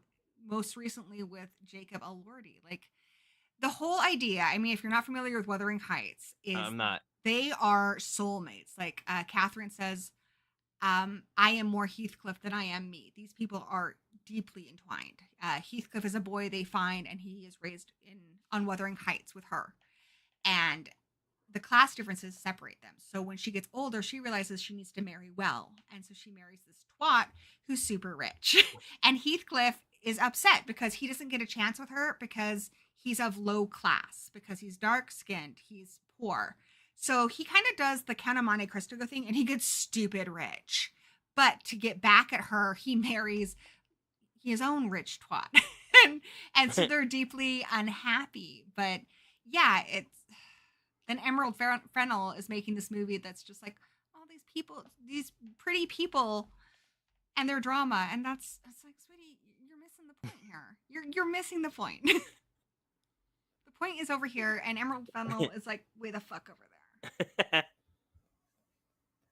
And I get that. I have had jobs where I'm like, oh, dude, I really like so and so. Let's get them in on this thing. I understand you working with somebody. I understand someone like Tim Burton being like, hey, I get along really well with Johnny Depp. Let's call him up. But I feel like he picks the same actors to play a lot of things that they are right for, you know, or that he knows that they can pull off. I don't know. Did you see Dark Shadows? Okay, fair point. Fair point. But yeah, I feel like she just worked with Jacob Elordi in Saltburn, and she's like, I like that kid. I'm gonna put him in this. And yeah, I have nothing against the guy. He's pretty. He did a decent job in Frankenstein, but was he really the best person? There's so many actors who are waiting tables struggling out there, and not a single one of them was considered. Oh, he was in Del Toro's Frankenstein. Yeah, he's the monster. Okay, It's I like haven't seen it it's yet. like the Calvin Klein monster, which I'm gonna say, yeah, he did a good job, but he's tall, he's ripped, He has a chiseled jaw. This guy's supposed to be a monster. He's supposed to be so freaking hideous that people want to kill him just by looking at him. No, there's a reason why Mia Goth wants to bone him the moment she sees his monstrous face, because boy's ripped. He looks like one of the engineers from Prometheus, but like he got sexified. Like he got like a filter on him, and it's like, hey girl. That's what he is. Rant over. Sorry. He's one of the engineers, huh? He's hot, sexy engineer. I actually had this calendar, Year of Fear, and it had like Leatherface, but like you could see his butt, and he was all hot, and then like, they were like sexy poses of all the, and I feel like that's what Frankenstein is in Del Toro's. I'm like, did you just sexify? Are you trying to give me confusing feelings about the monster? I mean, I've always sympathized with the monster. I think we all have, but I've never had like, complicated feelings for him. I've never wondered if the equipment works before. But you do when it's Jacob Elordi. I saw that Kenneth Branagh one where he's running around all shirtless, and you're like, yeah, sweaty Kenneth Branagh. I could get down with that doctor any day. But you see De Niro, and you're like, oh, hell no. I can see why people want to kill you. You look freaky. And that's how you should look at him. Like, you need to cast someone like Steve Buscemi, where your heart instantly goes for them, but you're like, dude, you're kind of freaky looking. And where are the Steve Buscemis now? Where are the ugly actors that stick in your brain? Like, I mean, I love Steve Buscemi. I think he actually has a really cool, unique look to him. But we don't have people with those cool, unique looks anymore. Everybody has to have that same Instagram face. Yep. Like, it's sad when you look at somebody like Nicole Kidman, who is so talented, and she can no longer make micro expressions because she has so much, like, crap in her face. Like, she can't even move her face anymore. Because she's trying to get this unrealistic idea of beauty. Like, everyone has to look the same. It's ridiculous. You know who else? I see a comment here. Pedro Pascal was in Game of Thrones. Why is he in everything? I am so sick of him. I mean, I love that he stands up for trans rights. That's awesome. You're the man.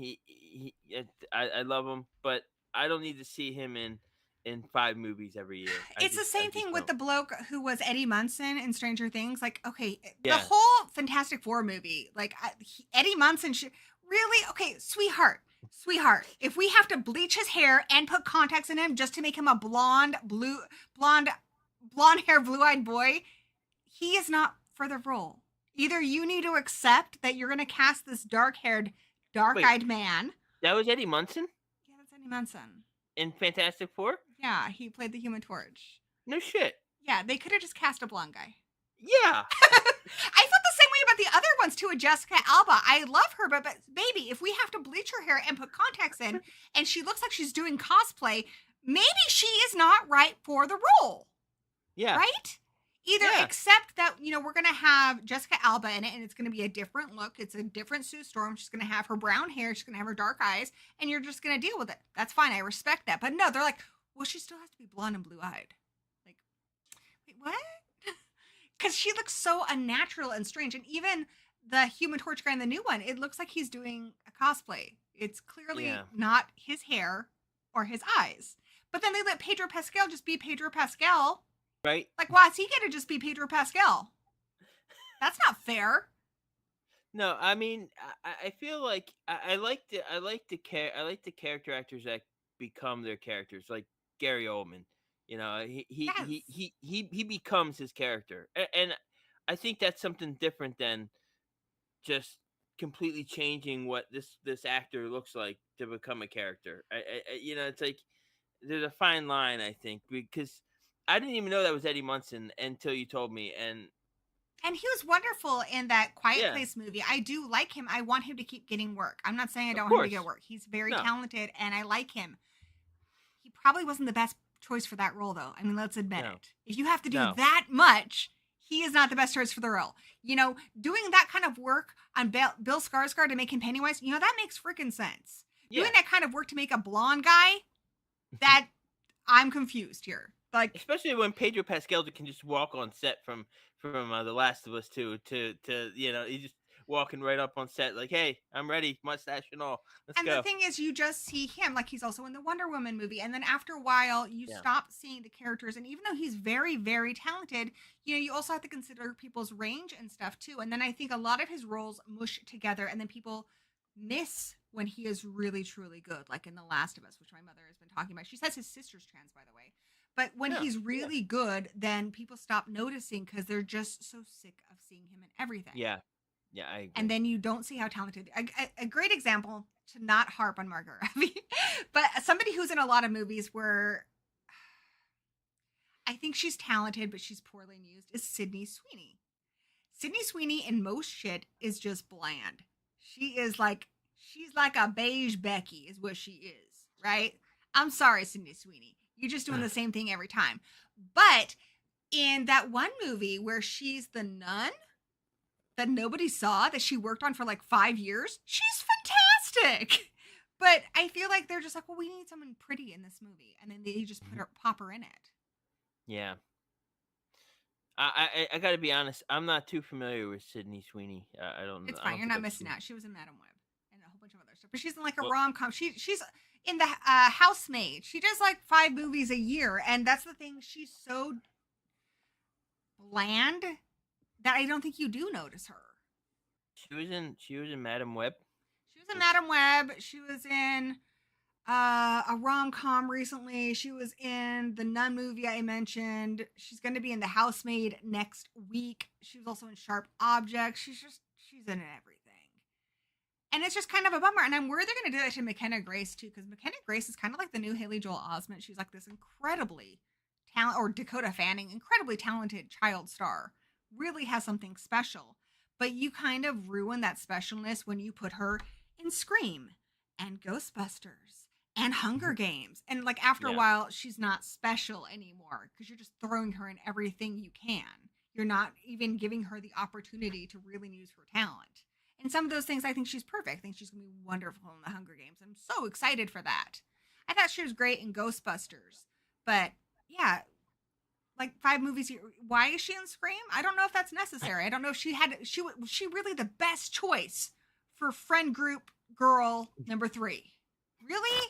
We can't toss somebody a bone? Somebody who's waiting tables over there trying to feed their like 5 dogs that have to stay in the apartment all day without a walk? We can't give that person a bone? Sorry, Annie. Got me in a mood. So wait, I'm confused. Going back to Sydney Sweeney, she was in Sharp Objects, the HBO show. Yep, she was That was fantastic. Remember, she made, and she's really good in that. And that's one I amazing. feel bad for Sydney Sweeney because I see a lot of stuff online where they really dog on her acting ability. And in that, she's the girl who the main character befriends in the mental health facility. No kidding. Yeah, and I thought she was really good in that. But she does a lot of just generic stuff. I feel like when they just want somebody who's pretty, they just call her. She's in Euphoria, which I haven't seen that, but that's what she's most famous for. Okay. Heather says, # give that person a bone.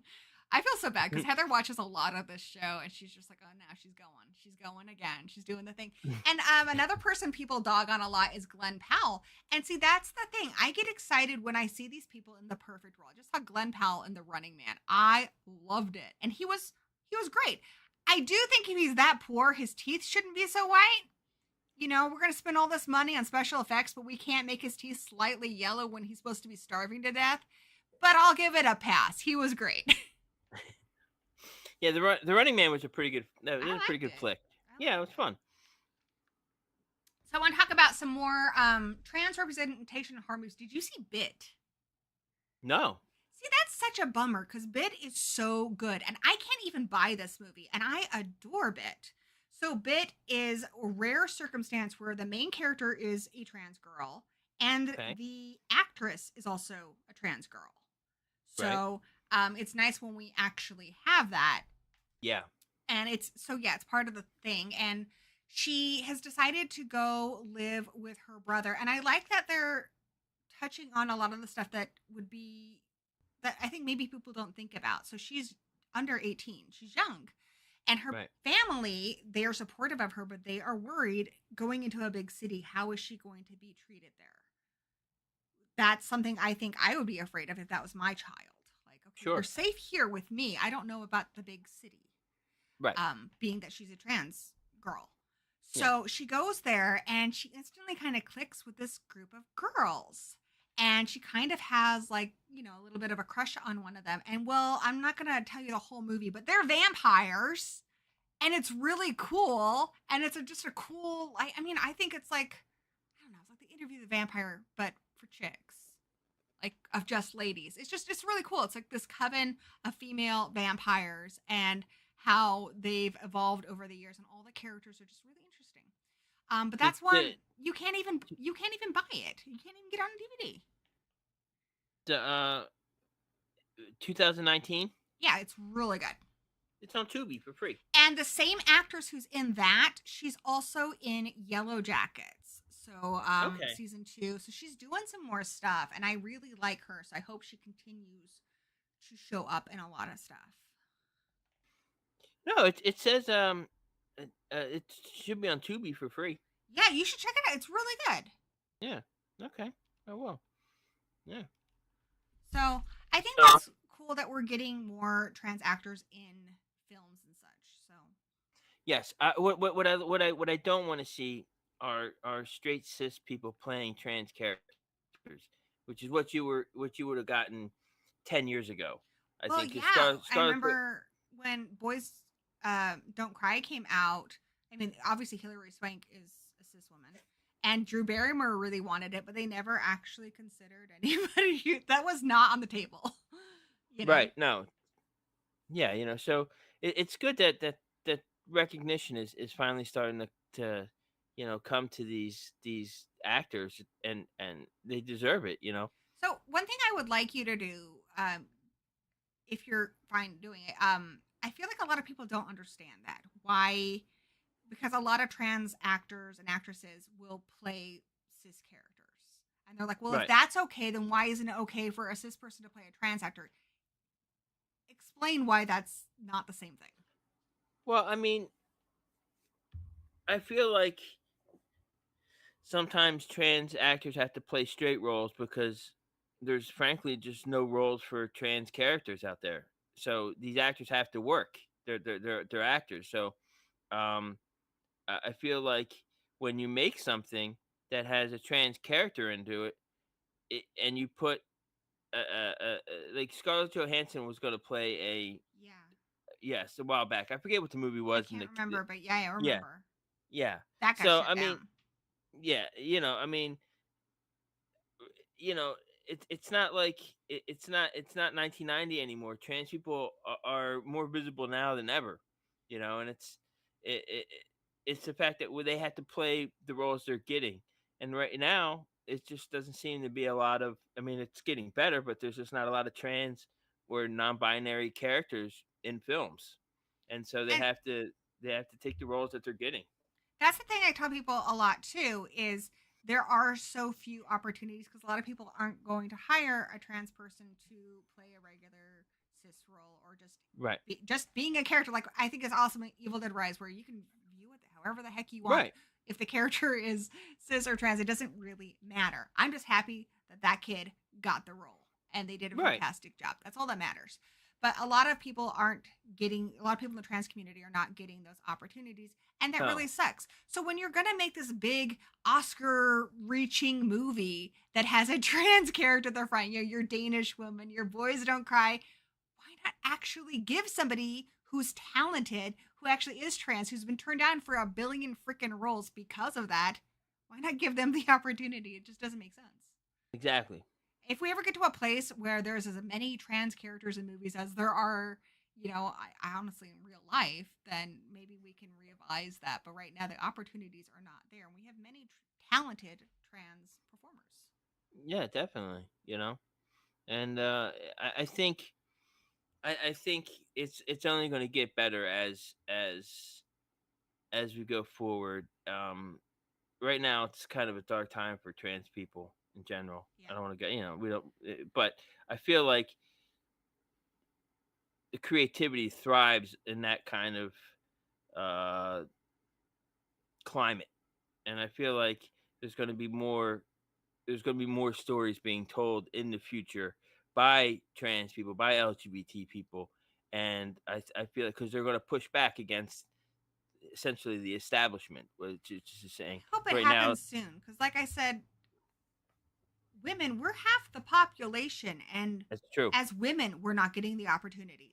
And No, I think that's freaking ridiculous. I mean, we've had talkie movies since the 1930s, and I have a list on Letterbox of every horror movie that I have found directed by a woman. The fact that I'm able to make a list really upsets me. The fact that most of them are indies and most people have never heard of them really upsets me. So I yeah, hope you are right, but if if even just women can't get those right. opportunities, I have my doubts.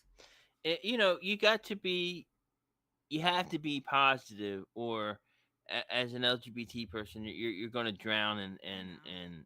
in pessimism, and you can't let that get to you. You know, it's you have to look, and we're gonna have to fight and scrounge and scrape and do everything to get our recognition and our examples in movies and books and comic books and TV shows. It's getting better, but you know, it's going to It's get just better. I going really slow, and it would go a lot Yeah, faster if when somebody like Osgood Perkins, who's done 5 movies this year, they're like, "Hey, do you want to do this movie called Keeper? It's got a main character who's female. It's really a female story." Him go, "You know what? I already did 4 movies this year, but I know this really great female director or this great trans yeah. director who hasn't had any opportunities, who could really do a fantastic job. Let me get you her number." Unfortunately, people like money, I know. and But it kind of reminds me, like, there's this episode of Beavis and Butthead where they go into this women's studies class and they're trying to explain to Beavis and Butthead women's studies. And this woman starts to explain it. And then this guy's like, "Let me explain it to you." And I feel like that's what a lot of directors are doing when they're telling these female stories. And right, some of them, to varying degrees are very successful at it. sure, But it would be wonderful if at least once in a while they would throw a female, non binary, trans director a bone and give them an opportunity to build them up. And we see that in music. You have people like Dr. Dre who give up and coming rappers opportunities. You have people like Trent Reznor who discover people. So why don't we have right. that in movies where people are looking for new talent and trying to build them up? I Evil mean, Dead movies are doing it. the the the industry's gonna die if it doesn't expand. You know, It it's has to. gonna it has to. You're right, and at some point it will. You know, there's going to be a breaking point. There's going to be there will be a movie that will come out directed by someone other than a generic white guy, and it's gonna break ground, and hopefully, you know, more people will say, hey, we can, you know, Well, and we I can think expand. it's kind of interesting because, like, I remember in the 90s, initially when they pitched the Blade movie, they were going to make him white, which is just what the actual fuck. But, and now people are mad that they take so many, characters that they are considered to be white and make them Yeah, cast them with people of color. But I think what is really cool is we had Get Out and then Black Panther winning awards. And I don't know if Black Panther is actually the best movie of the year, but I like that they're trying to right. be inclusive. And I just hope that same attitude goes towards other things, being like, gosh, who was it that said this? I think it's Natalie Portman. It was at the Golden Globes. She was presenting Best Director. And then she says the all male directors are, because there wasn't a single goddamn woman nominated. More people speaking out, but also, again, it comes down to us. It comes down to what we're spending money on, what we're talking about. A lot of people complained that there was no, like, black directed films, black starring films. There wasn't enough of them in the Oscars. And then we get Moonlight, and then we get Black Panther, and then we Get Out, because a lot of people made a big noise about it. So I think it is up to us in what we're choosing to spend our money on. Are you going to go see that superhero movie starring the 40 to 50-year-old white actor, or are you going to take a chance on maybe this little indie movie that's supposed to be really good by a non-binary director or something? Are you going to keep going Well, with what's familiar, and are you going to speak out about stuff? I mean, we do have Maggie Gyllenhaal's movie, The Yeah, Bride. yeah. That's coming out. Olivia Wilde's makes movies. Yeah, I heard that Don't Worry Darling. And see, that's what really Yeah, makes me sad is I made that list of female directed films and a lot of people were like, a lot of these suck. And unfortunately, even though there's like a billion movies every year directed by men that right. suck, Mhm. nobody's like, well, we should just stop letting men direct movies because Deathbed, the bed that eats exists. But with That's a women, great film. you put things out. With women, they're like, well, we gave Olivia Wilde a chance and she made Don't Worry Baby and it sucked, or Don't Worry Darling. So Right. then they're like, well, this is why we just don't do that. We just don't let them make stuff anymore. I do have high hopes for The Bride. I think that could be a fun Yeah. movie. Do you want to I talk think about that that a little bit? Because I don't know if a lot of people are familiar with it. it's a modern retelling of Frankenstein and the Bride, right? I don't know Almost like who's. they're almost kind of like Bonnie and Clyde. It's kind of punk rock. Yeah, it's kind of like punk rock, a I little love bit. it. Yeah, yeah. I Christian Bale's in it. I know he's in it, and I don't know who's playing the bride. I think And see, it's I miss that era because there is a certain period of time, again, the 90s, when we had people like Steve Buscemi who are allowed to be in movies.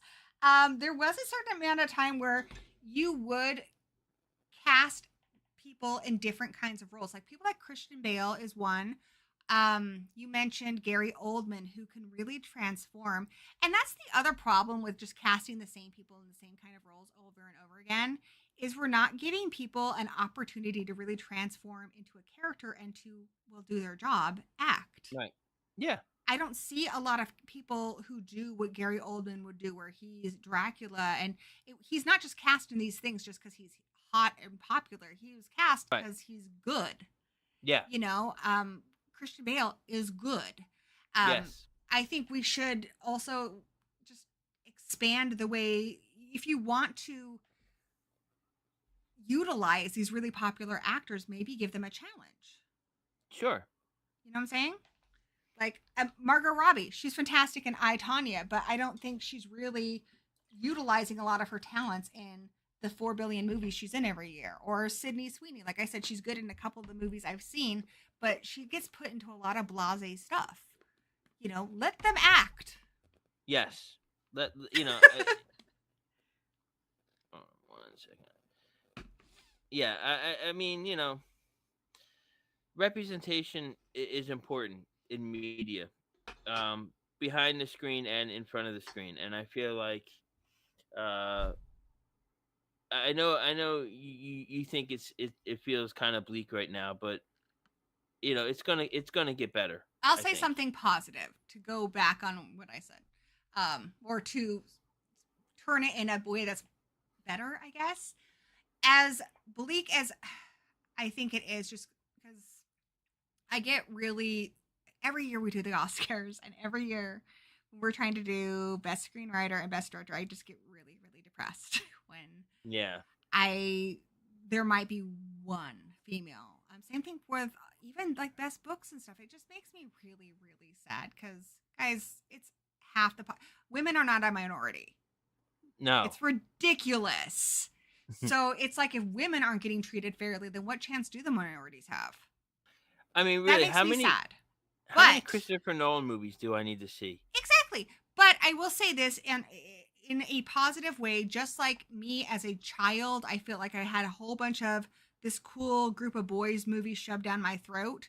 In horror, I saw strong women.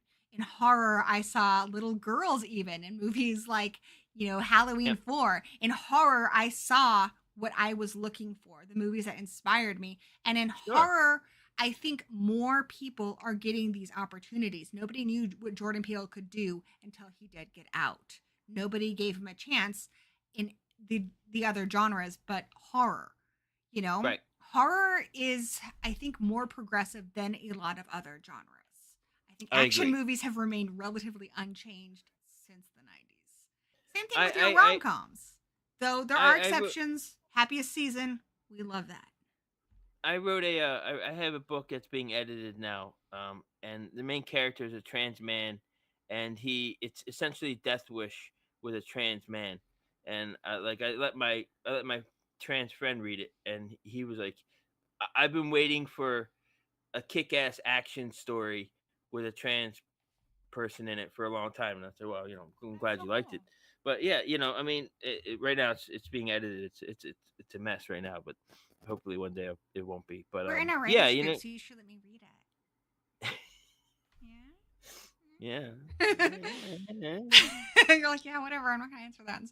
So that is a good example. Danny points out Gary Oldman in Tiptoes is awful. So yeah, that one frustrates me. So if you haven't seen Tiptoes, no, I have not. Oh honey. Oh you see Pip movie? Yes. So another thing I'm very passionate about is the representation of little people, and I love that we have Peter Dinklage and people have accepted him. Right, he's awesome. That's incredible. We need to accept more little people. Agreed. I love that we had Toxic Avenger and it started a little person. We have a little person superhero. Let's have little person romantic leads. Let's have little person action heroes because they can do it. Let's show those characters on screen. I think it wasn't until he was in Game of Thrones that people stopped looking at little people as a source of just mockery or comic relief. Not mini-me, that kind of thing. Yeah. So Tiptoes is a movie where Kate Beckinsale is dating what's-his-butt, Matthew McConaughey, and he's nervous about her meeting his family. Well, you find out his entire family are little people. And yeah, Peter Dinklage is actually in this, but the main little person character, his brother, I think it's his twin brother, is played by Gary Oldman on his knees. Like they just remove his leg. No, I kid you not. It's embarrassing.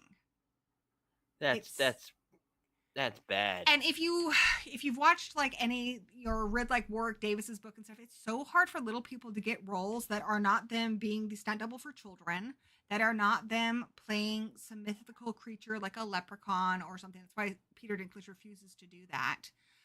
Where they're just people.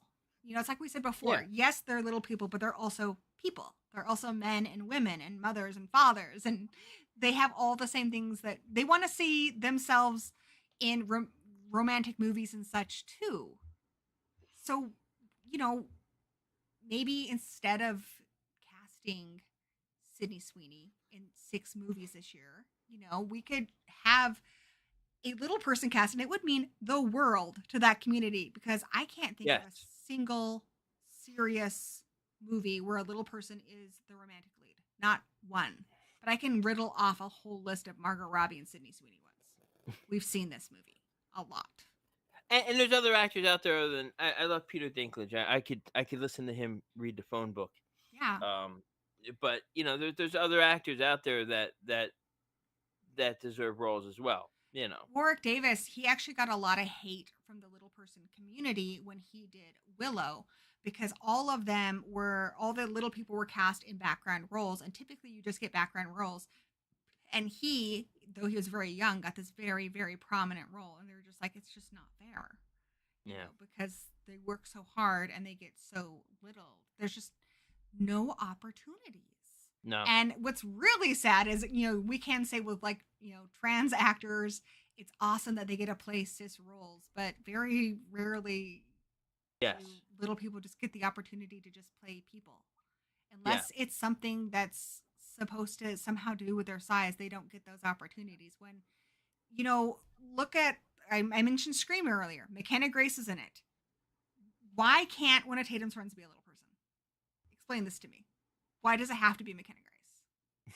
I think McKenna Grace, it should be her in Hunger Games. That's a fantastic role, and she's perfect for it. I think she was perfect for Ghostbusters. But what about all the other dozens of roles she's just been given where she's playing generic friend person? Right. How much would it mean to somebody who's trans or who's a little person who doesn't see themselves reflected in the movies they watch to have that small character be like them? And I think that's something that cis people don't realize with trans people is we don't see, we're less than 1% of the population, so we don't see us on the screen or in a paper in the book much, and when it does, it means a lot. Like, oh my Yeah. god, that's a trans character, they're kicking ass, or that's a trans character, and someone loves them without there being Yeah. shenanigans involved. My best friend, her husband and her son are both little people. And her husband will watch every Peter Dinklage thing just because of how Right. important it is to him Yeah. to see somebody who's like him and to see somebody who's like him be a hero and to see someone who's like him go on adventures. And I wish he had more of that. Yeah. It's gonna get harder before it gets any better. I know. I love that we're talking about it. And even this, okay, you want to talk positive again? Here's another thing that's positive. The last time we had a conversation about this over on Horror Addicts, both you and I got doxxed. Yes. And it was really awful. Yeah. And I got death threats sharing that stream on Facebook. Just because I'm talking to my trans friend about trans movies. This does not hurt you people. I'm not starting the revolution here. I'm just talking about motherfucking movies. Right. And I got death threats. I've never gotten a death threat for anything, and I've had some controversial opinions. Girl, you know me. Yes. I can get controversial. That is one of my least controversial streams. And yeah, I got doxxed for that. This one, not a single person has said boo to me. We have a lot of people watching this who are from different walks of life, who are supporting us and who are leaving awesome comments. We see you guys, Heather and Zigma and Mummy B Movie. It's not winning the war, but I do feel like we've come a long way from where we were. We've come a long way from. Real quick, is Mummy B Movie your mummy? Yes, she found me beneath a gooseberry bush. Wait, really?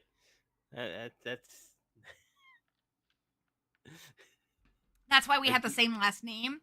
I see. Yeah. B Movie. Yeah, okay. I'm Gory B Movie. And she is Mummy B Movie. It's cool. Yeah. It's cool that your mom watches your stuff. I'm really, really, really lucky. My mother does love books and she loves horror. So this is up her alley, but she doesn't watch a lot of the indie stuff or even slashers. She watches to support me.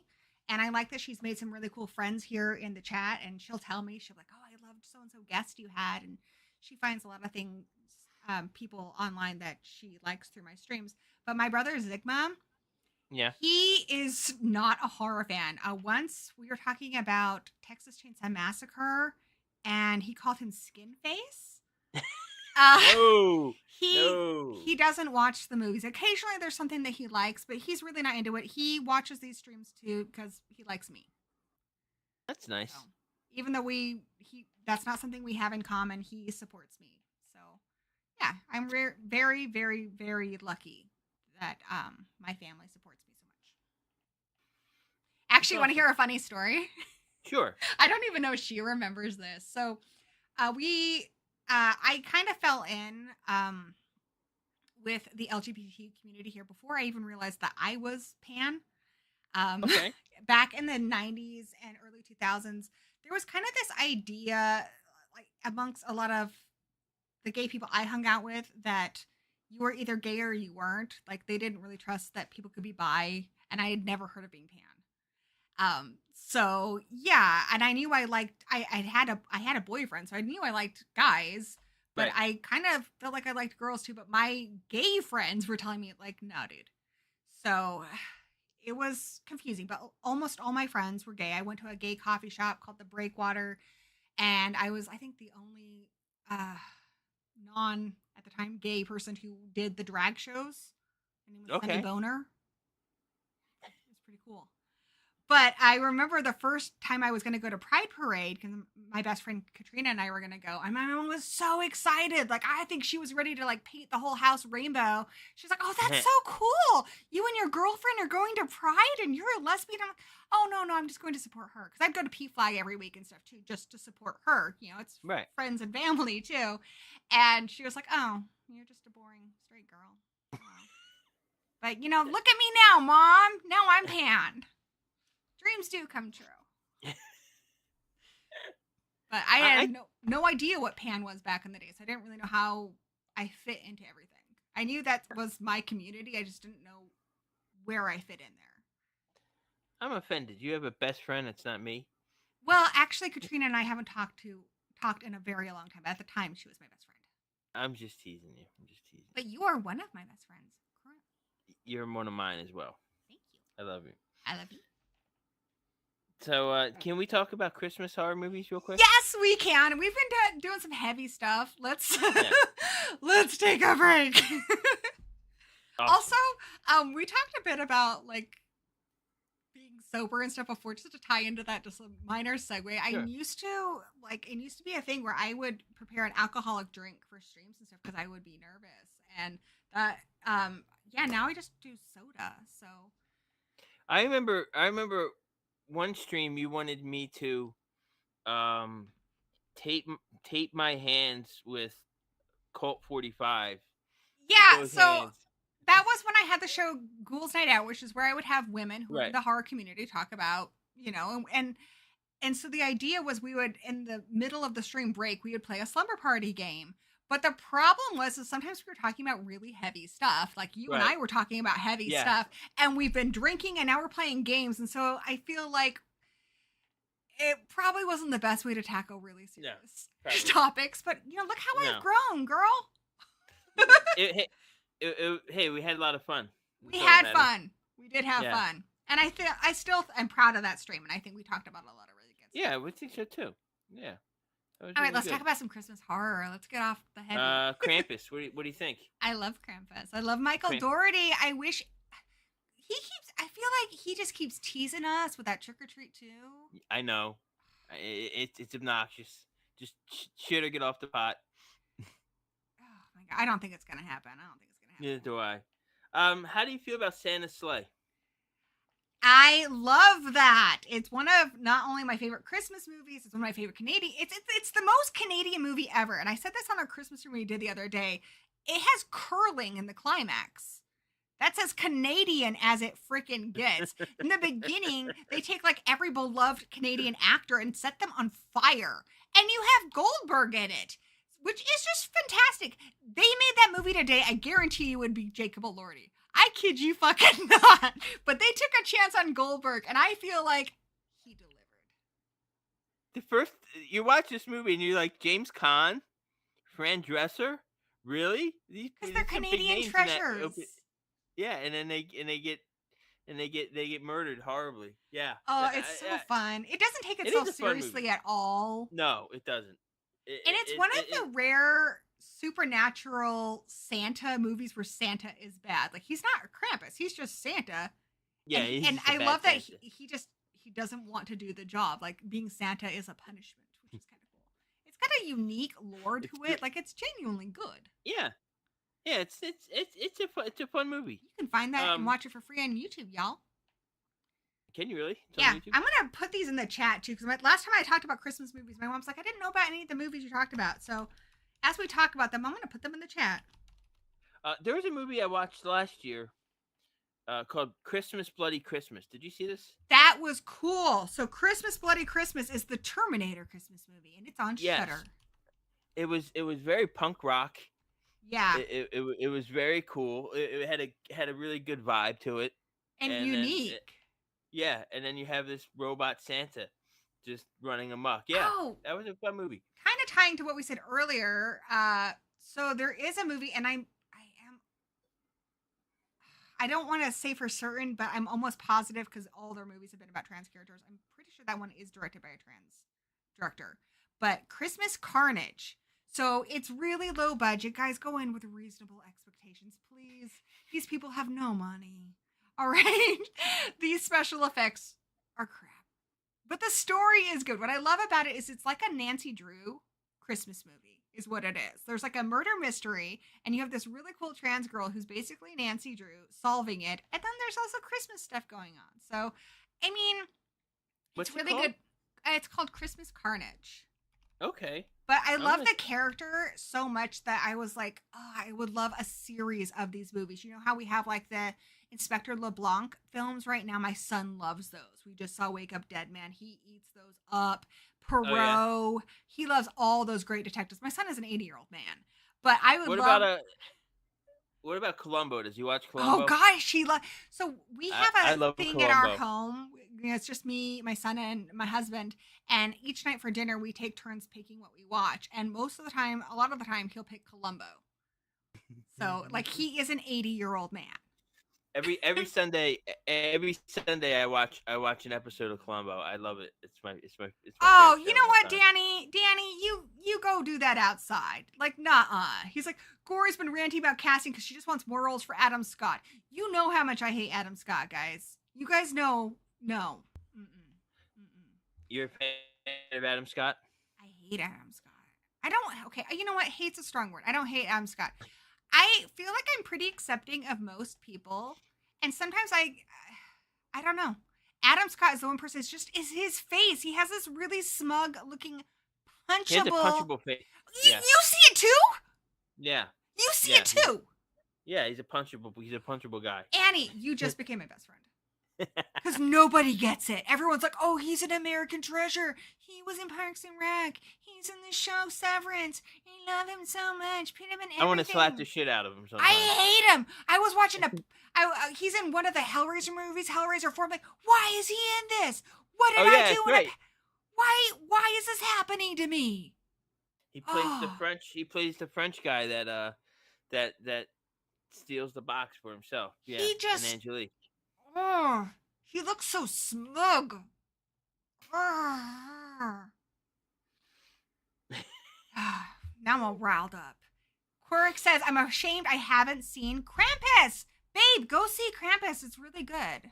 Yeah, Krampus is good. It's on Shudder. It's great. So why Krampus is good? One, it has a lot of digital effects, but also has a lot of practical effects, and they blend them very well. It has a lot of fun to it because you've got like Christmas cookies attacking people. But I think a great Christmas horror movie really delves into exploring what Christmas is all about. You know, Christmas is supposed to be about loving each other, you know, being there for each other, spending time with each other, reminding each other that, you know, reminding the people you love that you appreciate them, that kind of thing. And a lot of the Christmas stuff gets kind of lost in toys and buying stuff and the responsibilities of Christmas. And Krampus does a really good job of that. You have the opening with like the fighting and all that and the family, but it also touches into the heart of what Christmas is supposed to be about. So it's smart, it's heartwarming, it's got brilliant actors in it. Toni Collette, she put her in everything. I'll watch that. Yeah. So love it. Here's another one. Christmas Horror Story with William Shatner. Did you ever see this? Love it. Yeah, you know who else is a Canadian treasure? Is the Shat. Yeah, the Shat's awesome. Yeah, it's. I love the ending of that movie because it's like Santa Claus, the weather guy just lost his freaking mind. You know, like. Yeah, I love anthologies where the stories tie together in unexpected ways. So obviously Trick or Treat, but Christmas Horror Story. I always say if you like Trick or Treat, you really got to check out Christmas Horror Story. And that final one with the Santa is so good. Yeah. And the one with the killer elves, which it's the same one. And you know, going back to my going back all the way back to Arkham Anonymous. That's kind of where I wanted the wraparound story to characters are. I put characters in each of the different stories because I wanted you to be like, okay, this is a lived in world. And that's what Trick or Treat feels like, and that's what it feels like. This is a world that people live in, you know. Yeah. And what's awesome about that is you just have so many different stories happening, but they are all very much a part of the Christmas season. The family who gets the Christmas tree, you know, that's very Christmassy, and you have the mall Santa, like they're all very, and the way they tie together, it seems so effortless, but obviously a lot of thought went into it. I'm gonna check out a new one tonight. Maybe we'll see when we're done. I might watch It's a Wonderful Knife. Have you seen it? Actually. There's another LGBT one that's really good. Really? So It's a Wonderful Knife. It's kind of a twist on It's a Wonderful Life. So you have this Right. really kind of privileged girl, like she's from a very wealthy family. Joel McHale is her dad, and Oh, okay. her parents, she's really just upset because her parents give her brother like this really amazing truck, and she gets this really ugly, she calls it lesbian tracksuit. It's like a pink tracksuit. Her, and I love that Catherine Isabel from Ginger Snaps plays her lesbian auntie, and she's like, hey, I would never be caught dead in that. um but yeah, she just feels unappreciated, and she just like doesn't, there's also a serial killer in their town. Anyway, so the whole thing with I don't want to give too much away, but essentially Okay. she does what happens in It's a Wonderful Life. She wishes she had never been born, and she has to relive that Christmas holiday, but nobody knows who the fuck she is. So her parents don't know who she is. They've only just had the one child, and she is involved with stopping the serial killer when she was part of their world. But since she never existed, she wasn't there to stop it. So now that Ah. serial killer is run amok. And yeah, she finds this girl who's been kind of bullied and dismissed a lot by people at school, and her and that girl team up to stop the killer. It's really good. Is it worth a watch? Yeah, I think so. I mean, the only thing, I think Justin Long's really good, and he plays really a creepy Oh, bad he's in guy. it? Yes. Okay. The CGI in it's kind of shit. But Okay. that aside, and some of the stuff in the ending's a little wonky, but overall, it's a good movie. It's definitely worth Okay. checking out. And of course, there's the goat, Black Christmas. Black Christmas! I'm actually going to do a stream with Mr. Flickster on his channel here soon, but the original Black Christmas is one of my all-time favorites. Yes. It's so wild to me that Bob Clark did that and A Christmas Story. Christmas Story. It's crazy. Isn't that wild?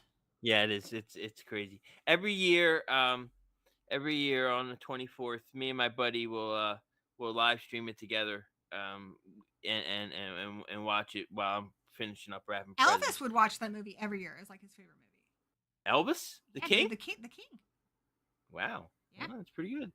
I love it. I just, the way it's shot, it was so influential to so many horror movies that came afterwards. That first person perspective of the killer, you know, and to do it in Black Christmas, they didn't have the really fancy camera that they had in Halloween. No. A lot of the budget of Halloween went to the very fancy Steadicam camera that is used for the point of view of Michael Myers. In Black Christmas, they created this whole contraption that had the camera like up on their shoulder.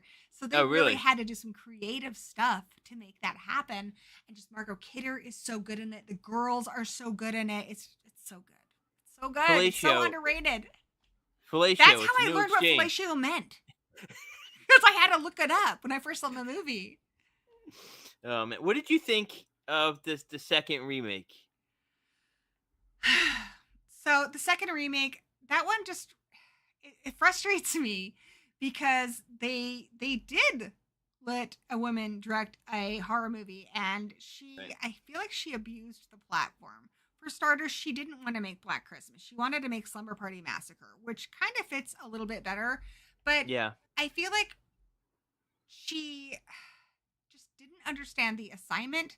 I do agree with the message that there is rampant sexual assaults happening against women, particularly with the frat society and stuff on college campuses.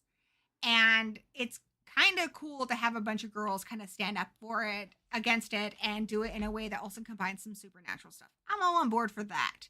That's not necessarily what Black Christmas was, but whatever. We'll let it go. Even though they rip off the jump scare from Exorcist 3. I'm going to let that go too. But I feel like she didn't even know what she was doing. Because I've heard the people who like the movie. And at the end of the day, she's saying that all the guys in this frat are evil. And they're all predators. But it's not their fault. It's the Black Goose fault. So, babe, what's your message here? I don't get it. It doesn't make sense. Stay away from the soy sauce. I guess so. Like, I kind of just want to be like, sweetheart, I know you're trying, but can you just sit down and let somebody else do this? Because I didn't hate it. I just didn't like it. I don't like it.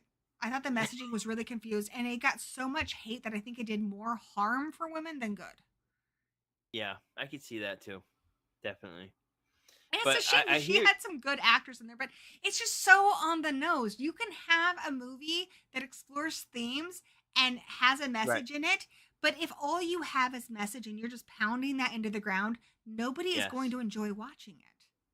No. The original Black Christmas, I mean, it had abortion in it well ahead of Yep. like when that was, it had a lot of good feminist messages in it.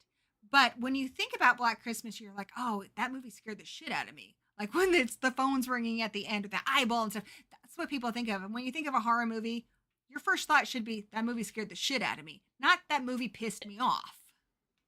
And the characters are characters. They're not caricatures. You Yeah. know, Margot Kidder, Olivia Hussey, they're characters. And you feel You like know, they really cared about each other too, which was really yeah, sweet. definitely. And there's Miss Mac, who's awesome. Yes, she's hiding her booze everywhere, but there's so many chilling parts of that movie, like the girl who they never find in the attic. Yeah. Like, that chills me. And at the end, when you see her in the attic still there, and then the Yep. phone's ringing, so you know poor Jess is gonna get it. Yep. It's so good. Such a And great movie. I love. Yeah. I know some people got upset because they kind of were wanting it to be a whodunit. I think it's scary that we never really know who Billy is. We don't know where they came from, what their story is. We don't even really know what they look like. That was the problem with the second remake. I thought was that they answered questions that people weren't asking. You know, like, I or mean, what people I people have didn't want the answers to. listened to the phone calls. There's some stuff in there about baby Agnes and stuff. And so I've tried to piece together what I think it is, but I think the remake really tried to explain too much. And it really lost Way too that much. mystery. Yeah. It's still a fun movie. You know, there's lots I've of come Christmas. around to it in a lot of ways. Yeah. I love Yeah, that. me too. It's got that I fun hated it for the 2000s longest. cast. I for the longest time I hated that movie. I would rant against it, but now it's just, you know, it is what it is. It's a holiday movie. Throw it on. Yeah, You know. it's fine. Did you like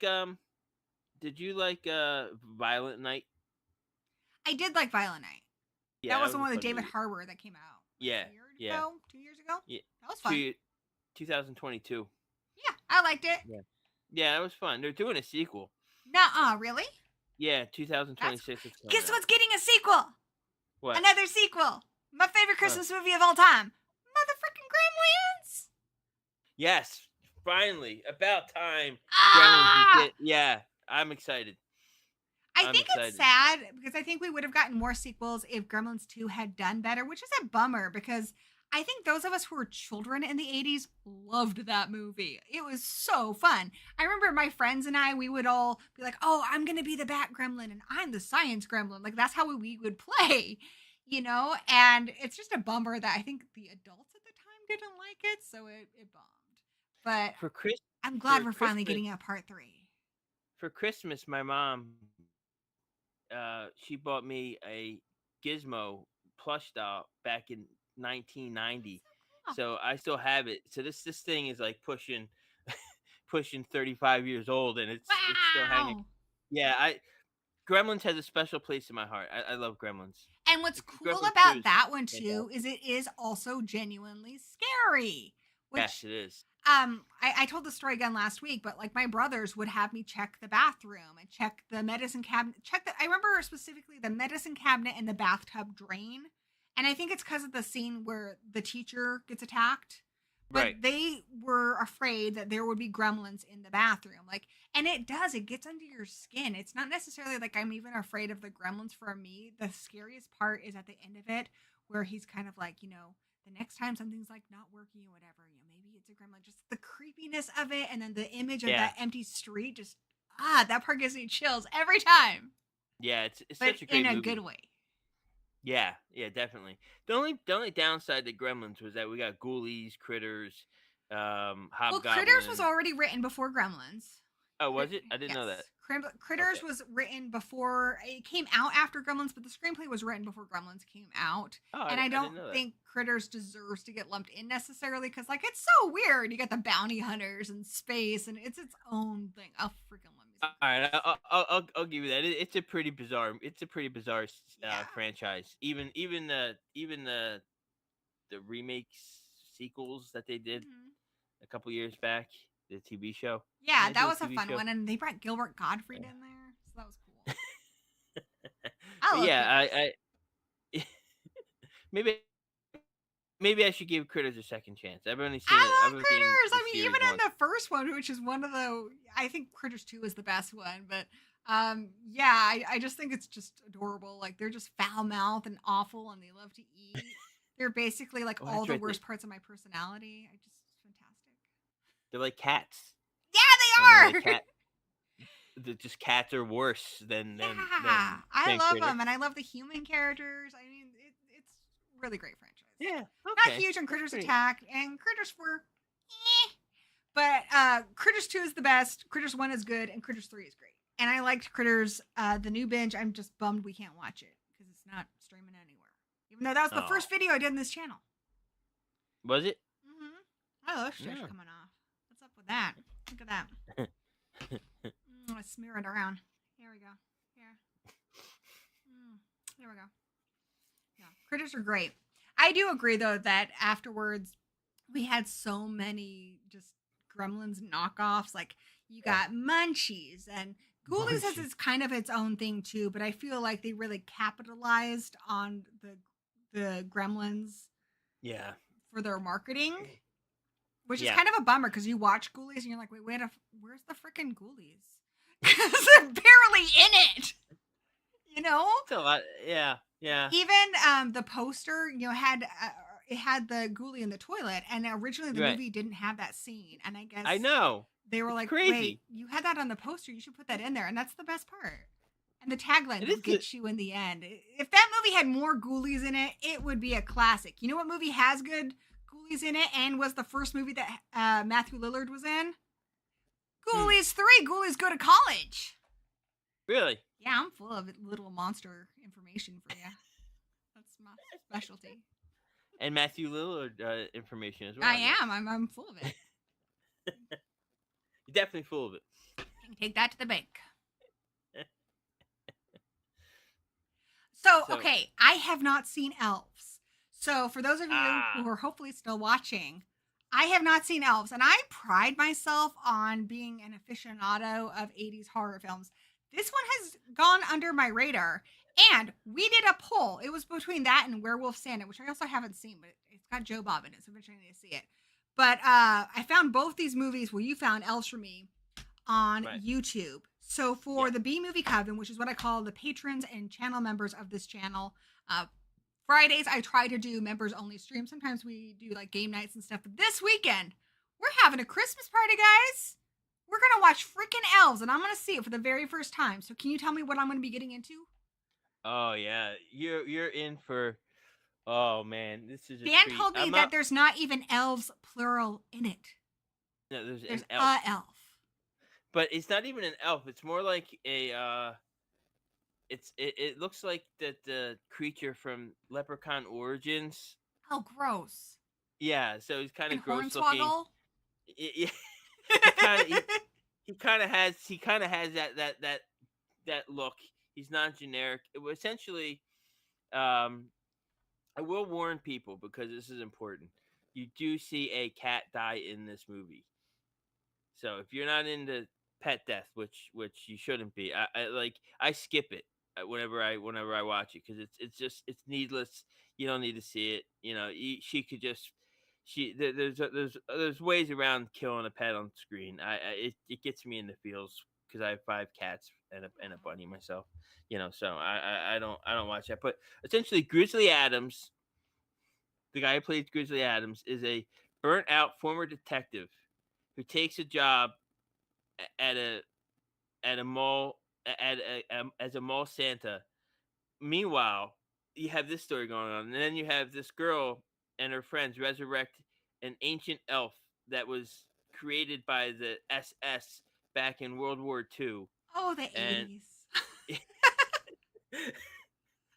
And the grandpa, her grandfather is really her dad, but it gets really weird. I'm starting to think this is probably the same grandpa that was in Troll 2 because he sounds crazy. It's such a great classic B movie. It's not. I mean, I gave it a 5 out of 5 because it tickles my heart whenever I watch it. I'm so happy something tickled your heart.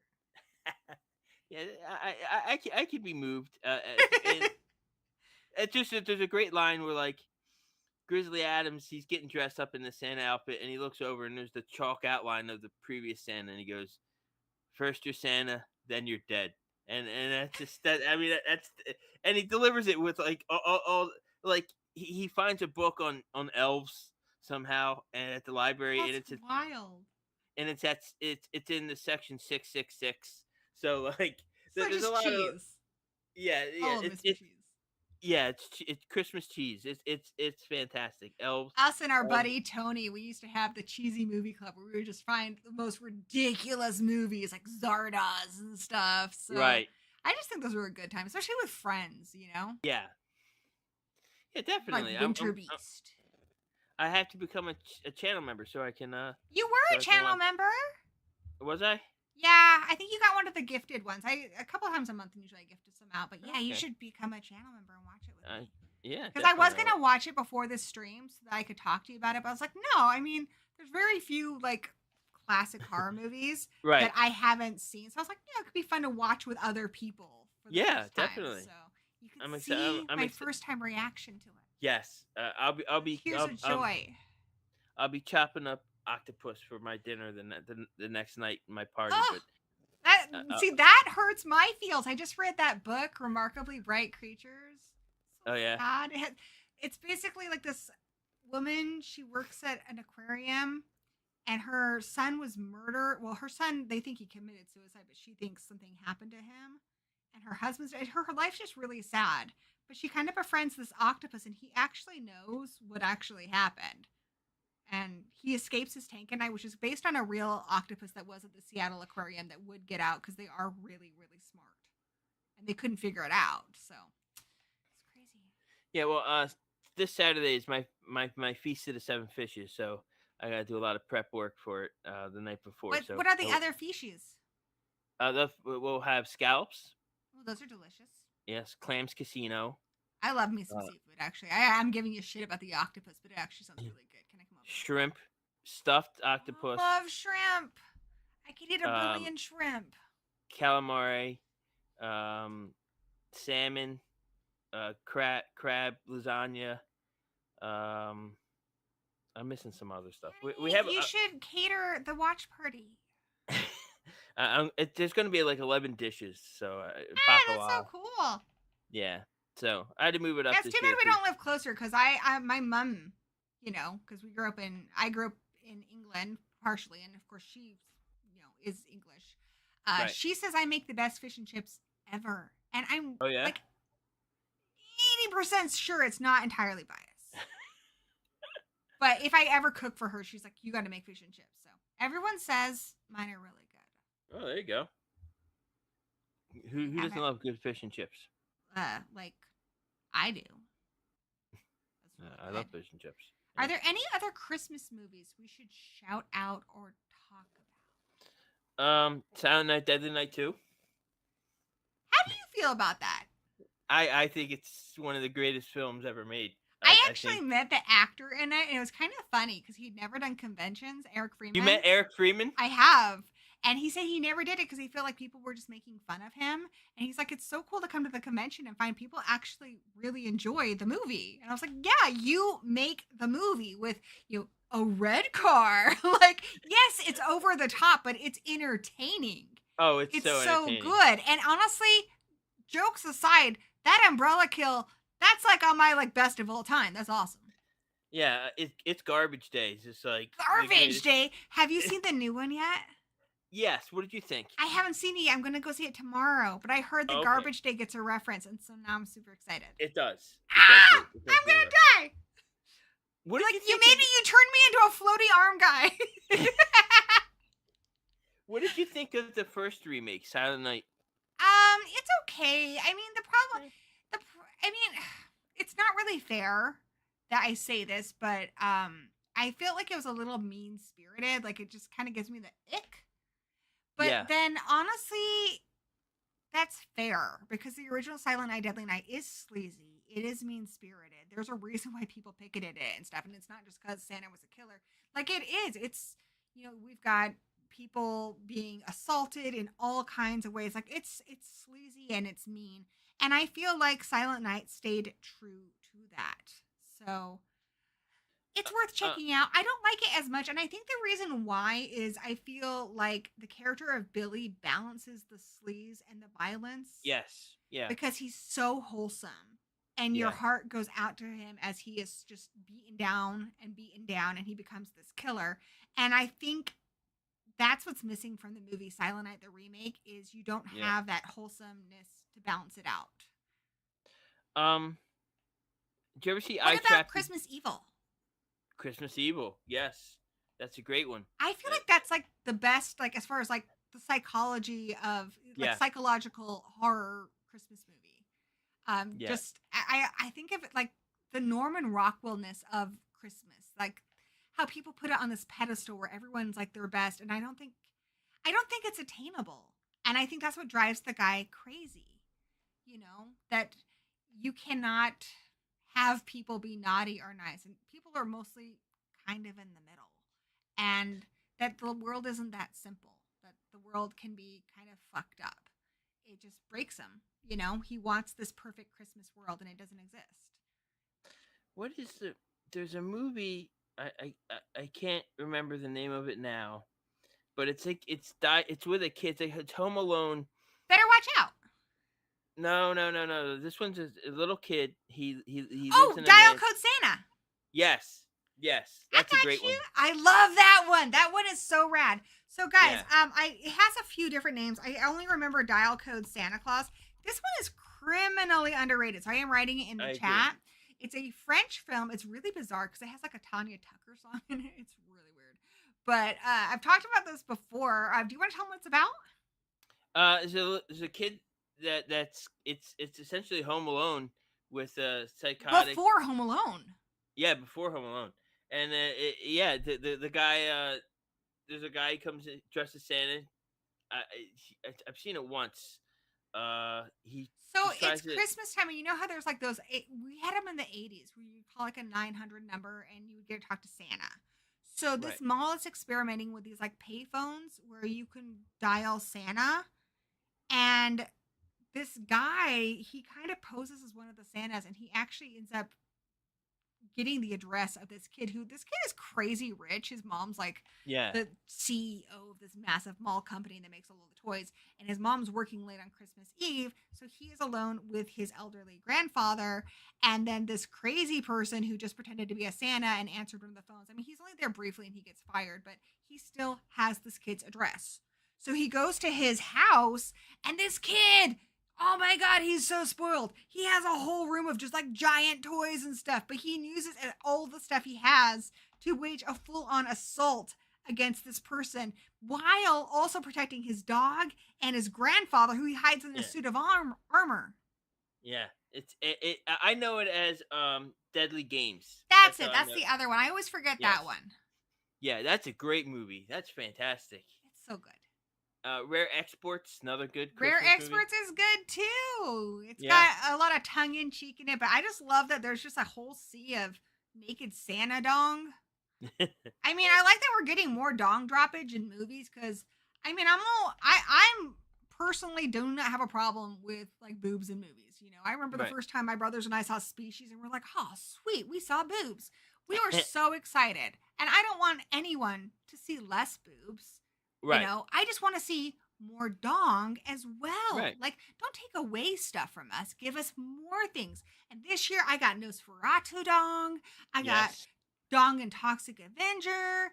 And holiday season, I whip out that Rare Exports, and I just get a sea of Santa dong.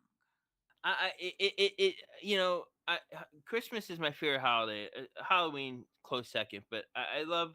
So when I'm watching a Christmas horror movie, you want to feel Christmassy, and you want the gore. You want there's a perfect marriage between between The Christmas and horror and the horror. wholesome. Yeah, yeah, the horror and the wholesome. Everybody's full of good cheer, and meanwhile in the background there's a guy in the house who keeps calling the girls, and it's like Black Black Christmas is like, for me, it's the Christmas. It's the most Christmassy That's horror movie one. you can have. What are the ones you rewatch the most? So for me, off the top of my head, I'm gonna say Black Christmas, the OG, Krampus, Yep. Gremlins. I watched Gremlins. Gremlins multiple times during the holiday season. Gremlins is I've fantastic. rewatched Christmas Horror Story quite a bit. Yeah, me too. That's on my list. Those are probably the big ones for me. Christmas Bloody Christmas might make it on my list this year. If it depends.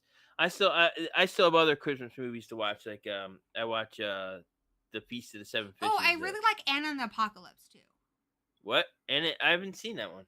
So that one's really fun because it's a Christmas horror musical.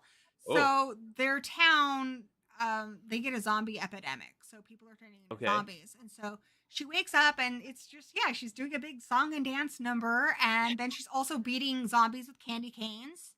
And so it's well choreographed. So you have like, they're actually dancing and stuff. But then you have people forming little groups to try to survive. And everyone's really talented. The songs are really good. The choreography is really good. It's a lot of fun. Okay, I gotta check it out. It is the perfect blend of wholesome and horror because it's really gory too.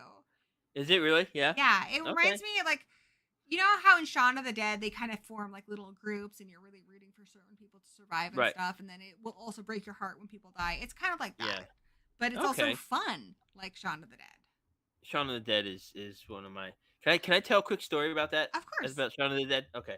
I was living out in Burbank for a while, and I had come into some money somehow, and I was living out there trying to become a screenwriter. That didn't work out. But my cousin took me to a screening of this movie, and she's like, "It's a comedy." And at the time, I wasn't a big horror comedy person. So I sit down, and there's an English guy sitting next to me, and he's like, "What are you excited about the movie?" I was like, "I think it's gonna suck. I hate comedy movies." And so the movie's playing. After the movie, he goes, "So what'd you think?" I was like, "I loved it. It was fantastic." He's like, "Yeah, me too." He got up. He's like, "Thank you for watching my movie." Oh my God! Did you meet Simon Pegg? No, I met Edgar Wright. Edgar Wright? Yes. You just made me do floaty inflatable arm man again. I sat next to him during a screening of that is wild. That's so cool. You have like so many cool stories. I felt like such an idiot after that. Like I was like, that's a cool story though, Annie. That's a cool story. You might have felt like an idiot at the time, but right now I think you're super rad that you had that experience. So that's really cool. He's like, "Yeah, me too. I'm gonna get up and talk about it now." I was like, "What?" And my cousin was like, "What did you say to this guy?" I was like, "I don't know. I think they kind of like that. I think it's a little less intimidating than people like fawning over them or recognize them. And at the time, Edgar Wright wasn't super huge. I mean, that was the guy I felt put him on the map. Yeah. I also really like it. One, it's just a great British movie too. But it came out the year my son was born. So, oh, did it? Yeah. Cool. So like I always take pride in how tons of great horror movies came out in 1981 when I was born. But my son, I'm like, dude, you have Shaun of the Dead. So. There's no way you were born in 81. Stop it. I was. And it was the year we got American Wolf in London and The Howling and Evil Dead and Friday the 13th Part 2. Dude, it was a great year for horror. Like all those things came out and then so did I. No, I can't deny that. And I was discarded, and then my mom found me beneath a gooseberry bush, and the rest is history. A gooseberry bush, huh? Gooseberry bush, yes. Wow. I don't know what she was doing hanging around gooseberry bushes, but it's a good thing, because who knows where I would have ended up, right? Yeah. My mom used to call me Short Hairy One when I was a kid. Still kind of does. Oh, man. So that's kind of crazy. So one of the things we need to connect over is I don't know much about my dad's lineage. I was just told that his family came here from Italy. So I was like, well, dude, I have Italian heritage too. Even though I've never met any of them. No. It's not cool because I did that whole ancestry thing. Yeah. His whole family is from Sweden. Oh. Like, who got that wrong? So that's pretty wild. I actually talked to like my paternal grandfather and stuff, and yeah, they came here from Sweden and like only a couple generations back. So like that's No, crazy, man. that's It's crazy. yeah, it's pretty cool that you got to to find out your lineage. That's pretty cool. Yeah, so it was pretty Yeah. neat. And it's Yeah. funny because my whole life, I always thought, well, that must be why I'm hairy and stuff because I'm Italian. My dad, I think people just made assumptions because my dad looks pretty Italian.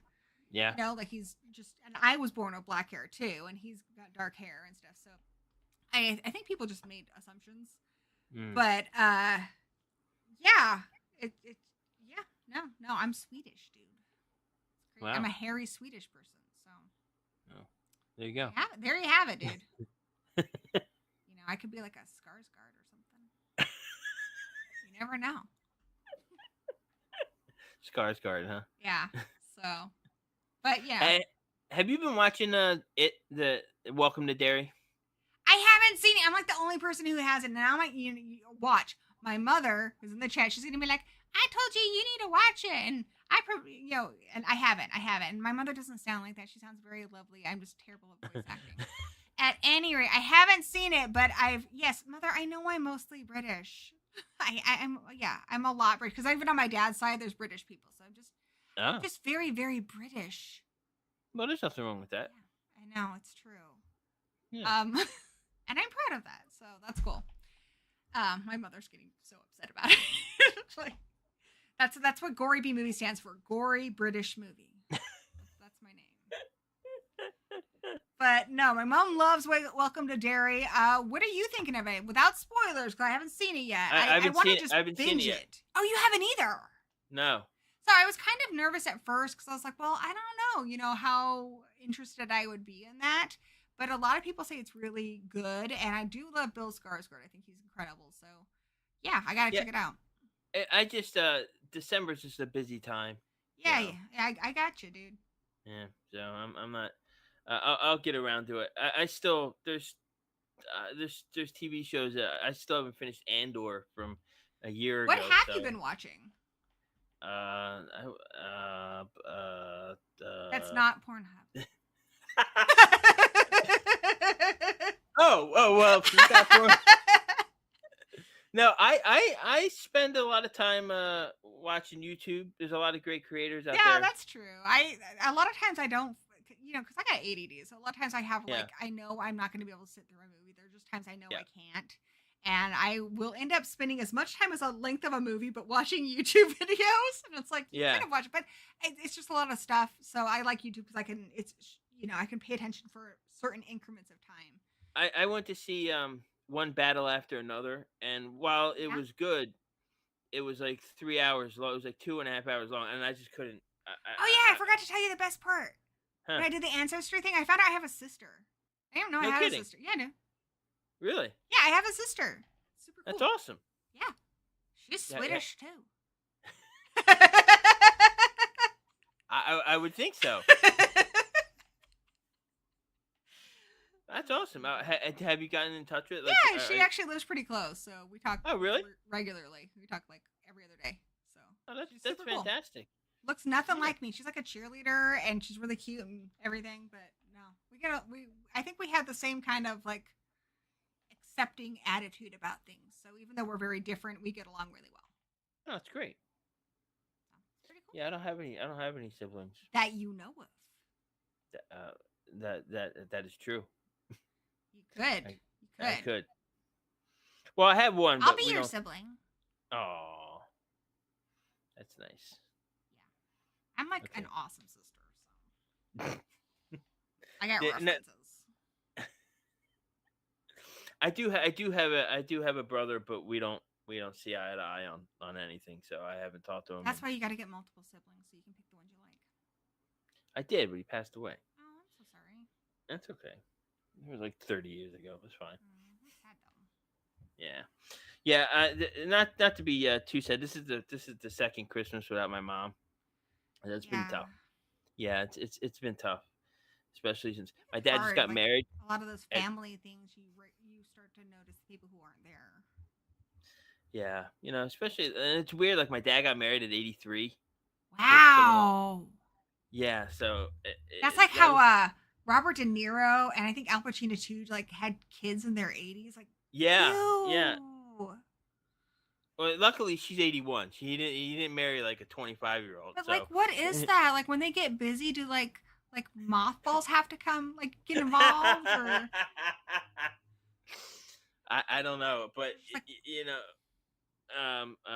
Al Pacino definitely just had a kid recently, that's just in just the last. weird. Yeah. All right. See, I like to think I'm pretty open minded about stuff, but there's an area where I probably should work on being more open minded, but I just can't. No, I'll work on it. I'm happy for your dad and his exciting sex life. Well, he made the point to say that it wasn't. It was love without lust is the way he sold it to me. I'm like, Dad, I don't want to Good. know. Dad, I don't want to know anything. Don't that was too much. Yeah. Yeah. This is why I'm glad I was found beneath the gooseberry bush, and my mom is just a perfect Virginial icon of womanness. I don't have to think about that shit. That is good. Yeah, it's been pretty good for me. Yeah, it's nice. Yeah, that's pretty good. Yeah. Oh man. What have I been watching? I've been watching the Monster High. I've almost watched all of them. I haven't watched the anime. I love Monster High, as I've told you. We finished Poker Face. That was really good. If you like Columbo, you need to watch Poker Face. Yeah. It's almost the same thing. So you know how Columbo, it starts with showing you the murder, and it was so unique because you could see who the killer did it. And the trick is how Columbo's going to get them to essentially confess or catch them in it, So, Mom, what do you mean you're not from Virginia? Who said you were from Virginia? No one said you were from Virginia. Oh, I said Virginial, like not boning, Mom. Jeez. God. I don't even know what to do with you. Oh my gosh. Anyway, beside the point, Mother, getting me off my train of thought here. What was I talking about before she confused me? Poker Face. Poker Face. So yeah, it's kind of the same thing. So this girl, played by Natasha Lyonne, this woman, she has this uncanny ability to tell when people are lying, and she's really bad about she'll go bullshit. And yeah, so it starts off where she sees a murder, and then for the rest of it, she's on the run. So each episode, she's in a different town, and each episode starts with you seeing a murder. You know who did it, and it's how she ties into it and how she's gonna find out who the killer is with her ability. But she's not a detective or anything. She's just a person who has this ability. What's it on?